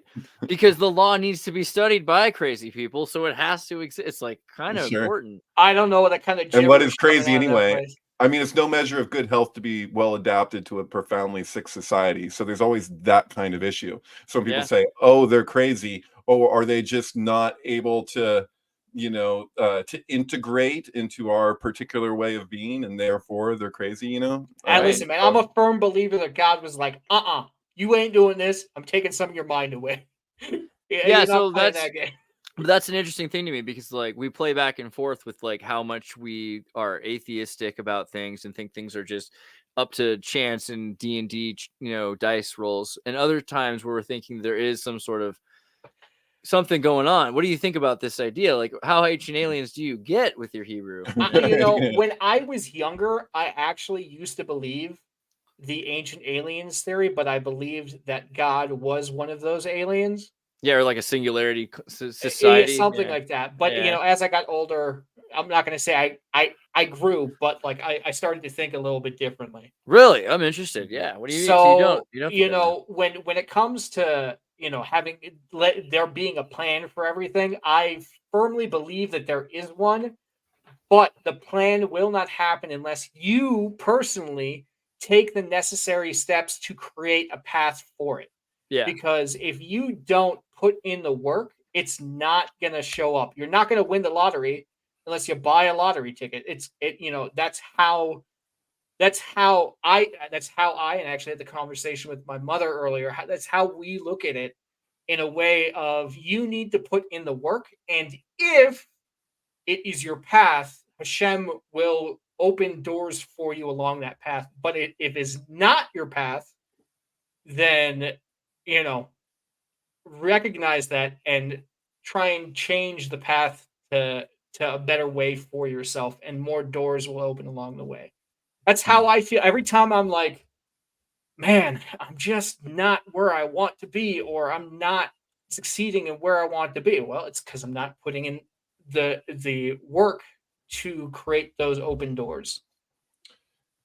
On the alien topic, I love it. Ancient aliens, I love it. I've speculated at times that like David Icke, like especially if you look at like David Icke's earliest books, some of which are kind of hard to find, you know, his I think he was exposed to certain translations of certain ancient text, that he probably they imbued his sense of them because they were ancient and because they were so esoteric, you know, because there'll be like if he, especially if he was looking at certain ancient mystical Jewish texts, you'll come across places where it seems to be describing aliens because the way that it's communicated is anything that's like outside of the Shefa and beyond that is like like the klipo, the Sitra Akra are often referred to as like the outside ones. I mean, that's literally the translation, I guess. But I don't know. I'm not I'm not smart enough for that. But back when I was younger, I kind of believed that there was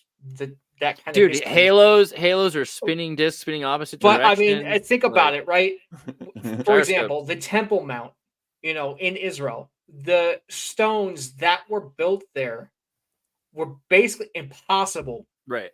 for humans to create with such slim margins between stones that some people think it couldn't have been built without superior technology. And Solomon said to use demons to do it, which is kind of So I don't know. Right, and what are demons beyond King Jinns. James's description of jinns? We're or whatever. getting into But jinns is like genius, and you could be talking about the higher self too. So like that's the difficulty, right? Like I tend to think it's like when the Quran talks about genie and jinn, they're talking about angels, but it says that they don't have to just be evil, right? A lot of people think of demons as just this like hyper evil thing, but this is something that maybe doesn't have. It has a certain amount of free agency not to serve God. It's not necessarily serving God. Public warning: do not treat every demon like he's good. Right, exactly. And so the idea here is that Solomon's trapping these jinn and forcing them, commanding them to do what he's willing, but what is his will? God's will. He's only able to do it because he's working through God, right? It's Doc in the time machine, Back to the Future, Yeah, that's exactly what I'm kind of where I'm going with it, and it ties back to something earlier about taking materials from outside. So even the wording of that, and so there's also that weird fucking worm or whatever that they say was they used to carve the thing. We found that before. It's so silly. Yeah, it was a stone-eating worm. Apparently, it's extinct now. The Shamir, bro. Yeah, sure it doesn't, dude. It's Dune, bro. Come on, it's totally Dune. And actually, Dune, I feel I want to point this out. I was talking to Bill about this recently. Is Bill Klaus? Is that is it Yaakov is referred to as a worm? There's no way it's extinct. It's just by Hashem and Israel by extension. That Israel's referred to as a worm. There's a Bible verse around this if we want to look it up. But I would have to see the Hebrew first and then the English second. Right, totally. And so there's like the way that this is interpreted of Jacob being the worm. I believe it was Jacob. That like a worm is small and vulnerable, and so it became like they were relating to Israel at that time as this very small, vulnerable thing. I think what Frank Herbert may have been getting at, there's actually a much larger argument to this, like Kabbalistically and with Gematria and all this stuff. I should actually probably write something up on it. But I think what Frank Herbert was actually getting at with the worm in part was that, well, what do you do if you're saying that this thing that's so helpless, that's so vulnerable, what if it's massive and basically controlling a whole planet? And so like, or at least influencing a whole planet. And like in this case, you have it tied to consciousness. So because Israel itself is tied to consciousness. So there's kind of this really a trippy component. And the way that Dune takes, both places, the Islamic and the Jewish, and kind of ties them together in this Mashiach kind of like this visionary thing is like, or were you saying something, Andreas? I'm sorry. I was thinking Arrakis, obviously. Totally. Yeah, like Iraq, like Babylon. Is that? Yeah. Or are you saying something? Yeah, exactly. The idea that like Dune is clearly about like CIA in the Middle East in the 60s. I don't know. That's all I got, but not only got, but You guys are far more intelligent than I am on that matter. I have no idea. dude, you didn't think of the Shamir when you saw the Dune worm? You don't think when you think of the that's I all don't right. think of things like that. I I don't go, think- oh, look, that's cool. You might just not have dropped acid. I think you're okay. But like the idea that the Shamir is this giant worm that eats stone and it has these baby worms it's like leaving, and we've seen how worms and these things can like like a tardigrade can just shrink up and not have any air or water for years, maybe for centuries, right? The idea that these things actually exist and live underground, I wouldn't be surprised at all. Like nature has, you've seen the volcanic snail, right? The volcanic snail lives at like in sulfur at like 1300 degrees. It's just living in boiling lava all the time. Oh my god, it's those like bears in Chernobyl. I'm just saying, yeah, dude. And I'd rather be with a Chernobyl bear in the woods. I would rather have a machine gun.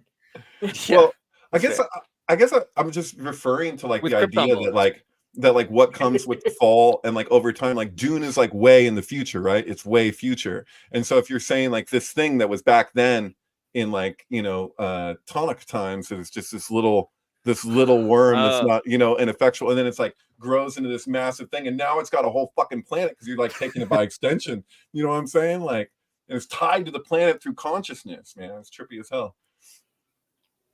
I like also the idea of there being like a celestial like origin point, because that's a big part of this cosmology. We're doing these things that are making our lives better, but it's because there's something that's like beyond time and hyper brilliant and hyper wise, right? Like the Totally. Shokma. The Shokma is really important because if you don't have wisdom, then the understanding is missing. Is useless. Yeah, the understanding is what this is for. So I feel like we're saying that there's this like complete thing already, and that's the opposite of secular ideology. Because secular ideology is that we're evolving into this apex form that is new. Secular ideology is I am my own god.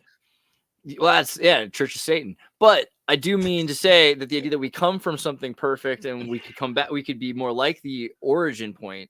It's an inversion of what they teach you, right? Like in school, essentially.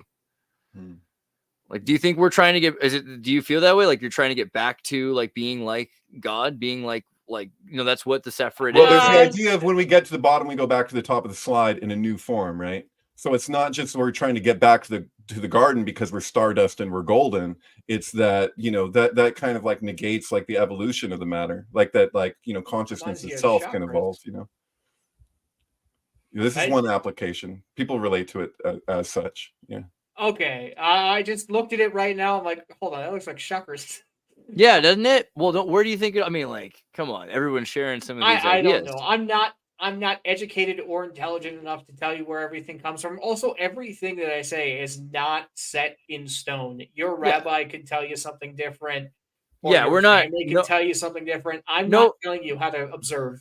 So, Green Rocks, on behalf of all Jewish people, can you just objectively no, but like it's in your opinion, like what do you think about this idea that like we are trying to connect the Sephirot? Do you think that makes sense? Was that something that you would interpret as reasonable? I mean, I would say we are trying to get closer to God, but there are some things that no matter what we do today, we will never be holy enough as we were in the past.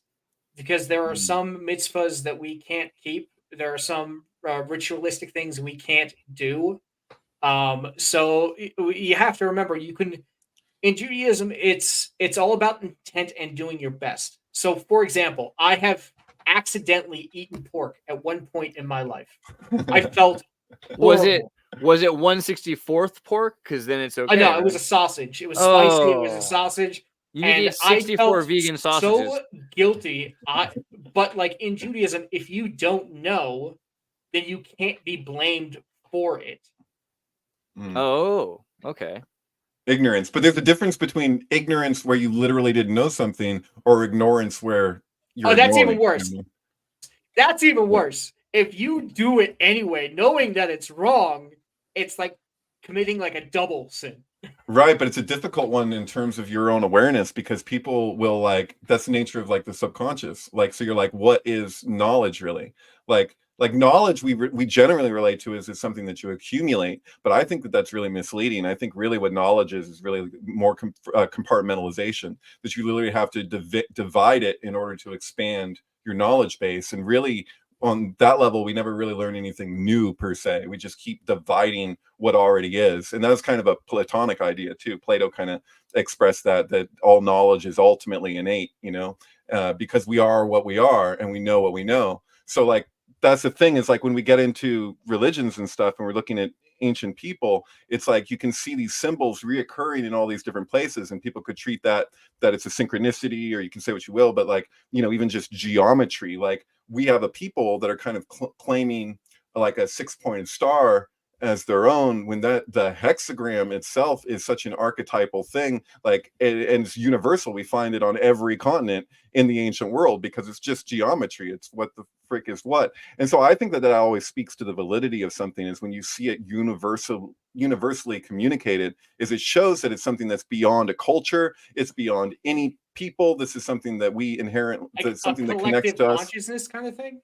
Well, I mean, it is what it is, right? So it's like, and the way that people will articulate it from place to place will share these commonalities, because there are these like universal aspects to the thing. Like you could say the same thing with like your emotion. Like it's like you'll experience emotion at different times to different degrees as other people, but the actual elements that compose your actual being is the same from person to person. In fact, there's no point that we can actually find where we ultimately like stop at our skin even. Like that's just the nature of what we are. Like you literally, like atoms are like, we don't even know. The electron could be on one side of the universe one moment and then somewhere else on the other side of the universe the next. Like we really don't know. So, but I would just say that, that there's an impersonal aspect to religions and to ourselves that I think it's helpful to acknowledge. You can go overboard with that too, where at the point where you stop like appreciating the distinctions because you're so hung up on how are we the same. Like if you're trying to relate to somebody of another culture and you're just looking for the places where you're the same, that's not necessarily going to be the thing that really, connects you to them. Oftentimes is actually like your appreciation of how they're different than you and your inquisitiveness around that, or wanting to learn that. Like usually people appreciate that more than you just being focused on like, well, how are we the same? Like, in fact, how are you the same can almost be kind of boring sometimes, at least if you're going to just talk about it. You know what I mean? Well, I think when you're having those conversations, to have mutual respect for each other when it comes to it, not like when you're like I'm having a conversation with you, David. We're not on Twitter. We're actually having like a normal conversation. Right. I can hear inflection. Yeah, exactly. And I can't see the inflection because I'm looking at an ape face, but I can hear the. I'm a gorilla. Smile. I'm a gorilla. He's a gorilla. And just so you guys know, I wear a mask to protect myself and my family from crazy people on the internet. Which is like really shocking. Not COVID related. And if you get triggered by the mask for COVID, I don't know what to tell you. I'm actually scared because I know like the future now. I've seen a bunch of these kids who are streaming on Twitch and stuff who are all like after Zoomers are the alpha reset generation, right? The alphas. I mean, gosh, to call them that. But these kids that are born after 2012, and that's what they do. They all wear COVID masks now. It's like this vapor Sharia that's coming. I mean, when I was at the meetup for Friday Night Tights, I put the mask on for pictures and video, took the mask off otherwise. I feel bad because in 2020, during like January, I was like flying right before the shutdowns and stuff. I came back from Connecticut and I just had this masquerade mask. So I had this plague mask, right, with the beak. And I didn't want to break it. So I wore it in the airport and on the plane and stuff like that. And I felt like 12 monkeys because like it was the first mask and people didn't stop me. It was like after that, everyone had to wear masks. It was brutal. Mm-hmm. Well, I try not to, cause any, as a Jewish guy, I try and keep a low profile as opposed to making things worse for myself. That's fair. And like I've been wearing it since the beginning. I've had conversations with people I trust, and they're like, "Bro, if you've been wearing the mask for this long, wear it now." I asked my family, "Do they mind me not wearing it?" And they said, "Yeah, don't worry about it." But then I think about what they do, and I think about my job. So I'm very careful when it comes to that. As long as it's not a beanie. So the other question I keep getting in the audience, and this is not the first time, is the red heifer. Oh no! Oh, You can wear your beanie if you want. I'm sorry, I meant that more specifically. But like the red heifer, Scott, he's not the only one questioned about it. Oh, actually, you know what? See, that's a nice beanie because this was made for me by a fan. I actually could get down with that because it's like a hand. AI can't do that. You can't robotically. I also have a Legion one, but it's in my backpack. Shout out. Dude, that's cool. It's surviving the green screen effect, which that means it's made out of kryptonite. So obviously it's pretty based. Meat is cloned. They've been cloning meat a long time. Alex has been. Is this the red heifer? Are you showing us the red heifer? I'm segueing. Oh, that conversation, man. Oh, what do you think about cloning beef? Somebody dropped a hail the LOM. Black Eye 808, you rock, dude. I do think that the red heifer is actually like way like I don't know. Am I wrong in thinking it's like kind of overplayed, but also kind of chill? Just like any religious thing is, everybody freaks out because it's supposed to mean one thing.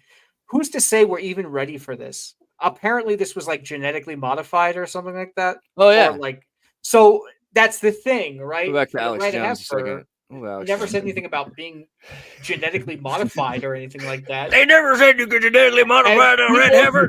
People think like the second a red heifer is going to go into Israel, that's it.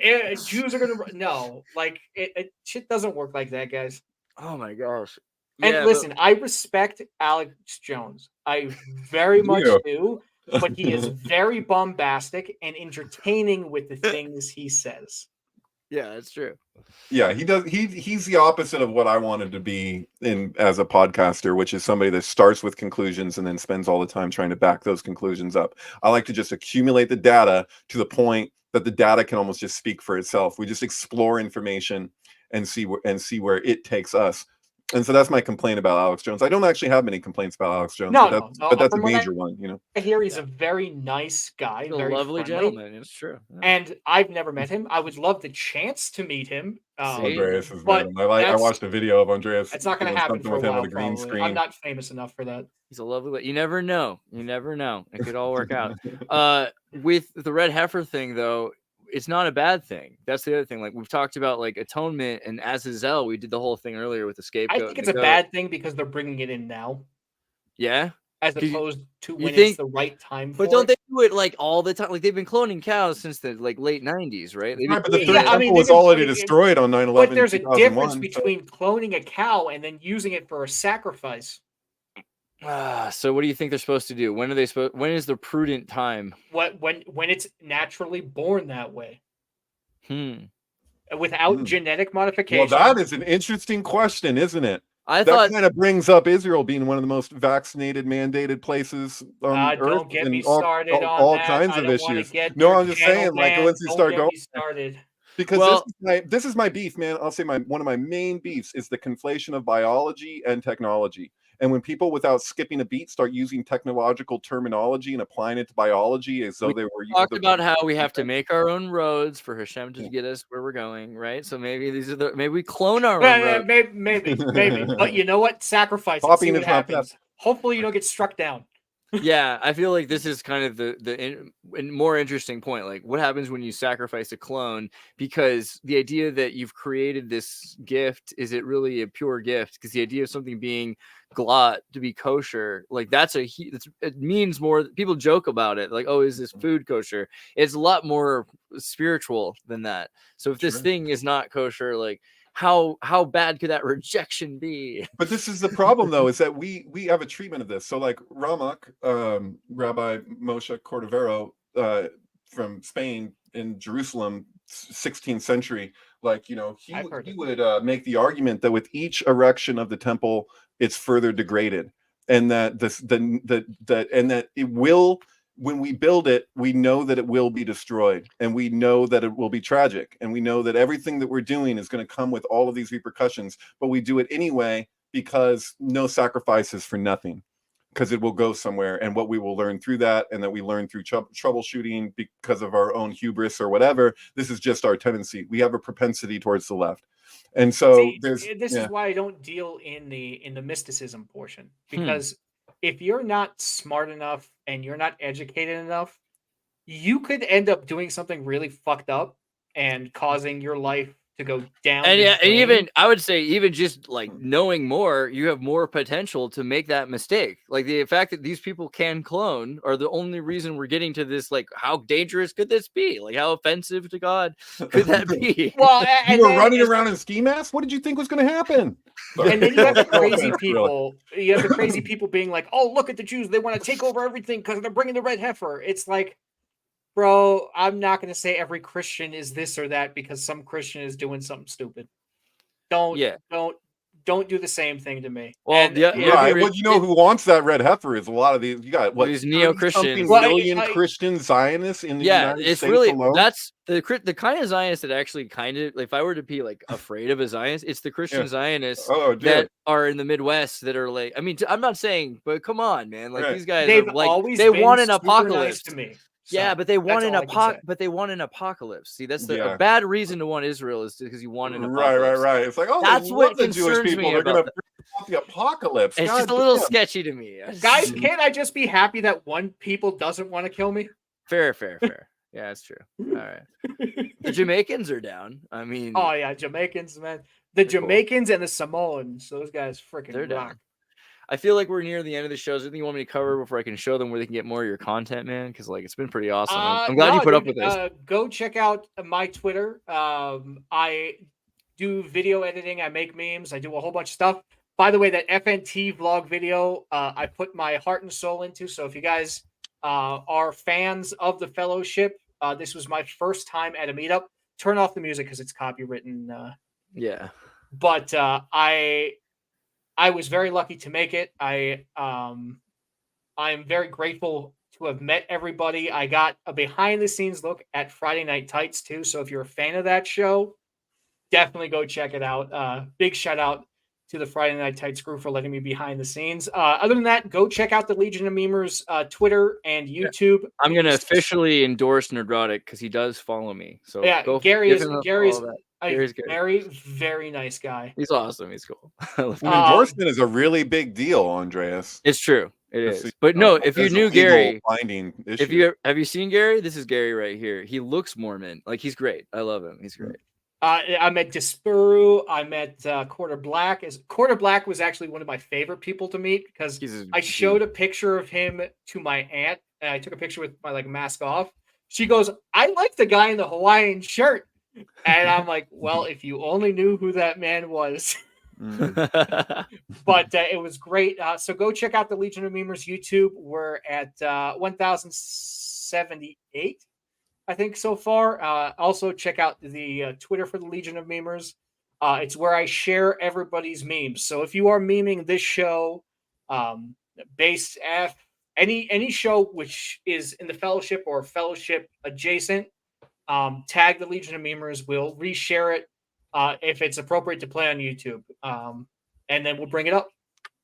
Dude, Legion of Memers, super based bunch of folk. And yeah, dude. Hey, awesome you guys create the inspiration. We just make the memes. Superman, you're a beautiful man. Also, just so you know, our buddy David Plate here, he is available on MK Ultra Sound. Get it? MK Ultra Sound 723. And he makes all kinds of synchronicity movies. So like if you've ever seen Rosemary's Baby, but you also listen to the Beatles' White Album, but you never listened to them at the same time, this is a thing to do. Rosemary's Baby is, way better when you watch it with some synchronicity to it. And he does it with a lot of movies. There's all kinds of movies. Where's if I go to highlights? If you go to the highlights. That's right. I go to highlights here, and you can watch. Yeah, I mean, you know how they've done the Wizard of Oz and the Pink Floyd. I'm talking about that kind of thing, pretty much. Yeah, and there's the website too if you want to show that, and it's always helpful. Yeah. If you go to the syncbook.com and you can click on that link, it'll take you right to the videos MK Are Ultrasound. any of these audio? Yeah, they're all audio video.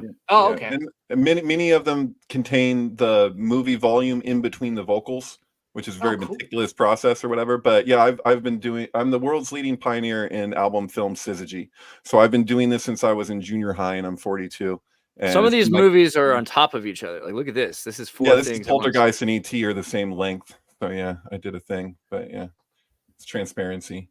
Yeah, a lot of different experimentation with multiple, examples of synchronistic media where there's like such a strong resonance between an album and a film, or films with each other and whatever. So yeah, it's a lot of experimentation, and I share my best findings. This is actually not even probably half of the amount of pairings that I've actually done.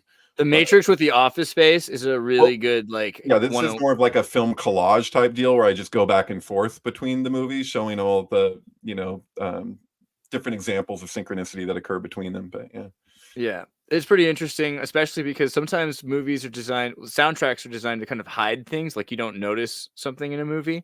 So if you play a different sound, you're like looking at the movie and you're like, wow, I never noticed that before, which happens a lot. I want to mention that in the comments earlier, I don't know if it was really Tim Pool, but somebody who went by Tim Pool with Tim Pool's picture said, I fired Ian Crossland. I was probably trolling. I can check. Well, the way to find out if he's trolling or not is just to find out if Ian Crossland just got fired from the. I doubt it. I'll call him. I don't know, but I'll tell you what. I love talking to. There's really no chance, in my opinion. No offense to Tim, but I've watched I used to be a very big fan of Tim's. I mean, that's how I met Adam.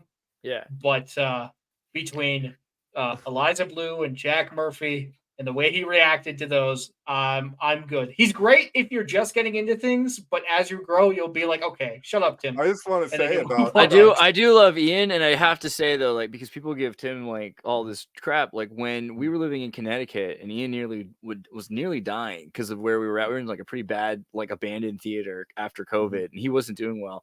Tim was like, hey dude, like, there's space for you, and so he kind of saved his life. And so in a lot of ways, like, you gotta respect that. Like, there's no reason he had to do that. I respect it. I choose not to partake in any of his work. Sure. Well, I make my shows, so it's all good. Yeah. I just want to say, and you're still allowed to wear a beanie. Ian, about Kabbalah in that episode that we did and where that started to go, because it's like we really kind of got down to it, maybe 3/4 into the episode or something like that. I'd love to talk to that guy again, man. That was very enjoyable. Just saying. We're hoping for all that. I really do, Black Eye. Listen. When it comes to Tim, mad respect for what he's created. Yeah. I will never say that he did not create something amazing, and he's running a good company. He's doing all that. It's just the personality of some people. Sometimes they rub you the wrong way, and you're like, okay, I'm good. Have a good day. Well, that's an objective, subjective remark, but I'll take it as a compliment. Anyway, I love you guys. Because we talked about COVID, let me just play my PSA video, and then we'll play our Uber Moon thing. Yeah, I love you. I love you all. Latterwave. Have a good night, everybody. Thanks for listening. Numerous investigations by law enforcement researchers and journalists have conclusively established that the shooting was real and not staged. Spreading false claims about tragedies disrespects the victims and their families and undermines trust in factual information, perpetuating harmful conspiracy theories. Similarly, the claim that Joe Biden stole the election is a conspiracy theory that lacks credible evidence. The election was conducted fairly and transparently, with numerous safeguards to ensure the integrity of the process. Claims of voter fraud have been thoroughly investigated and debunked. Repeatedly spreading baseless accusations erodes trust in institutions like the media and government. It fuels distrust and cynicism and difficulty discerning fact from fiction.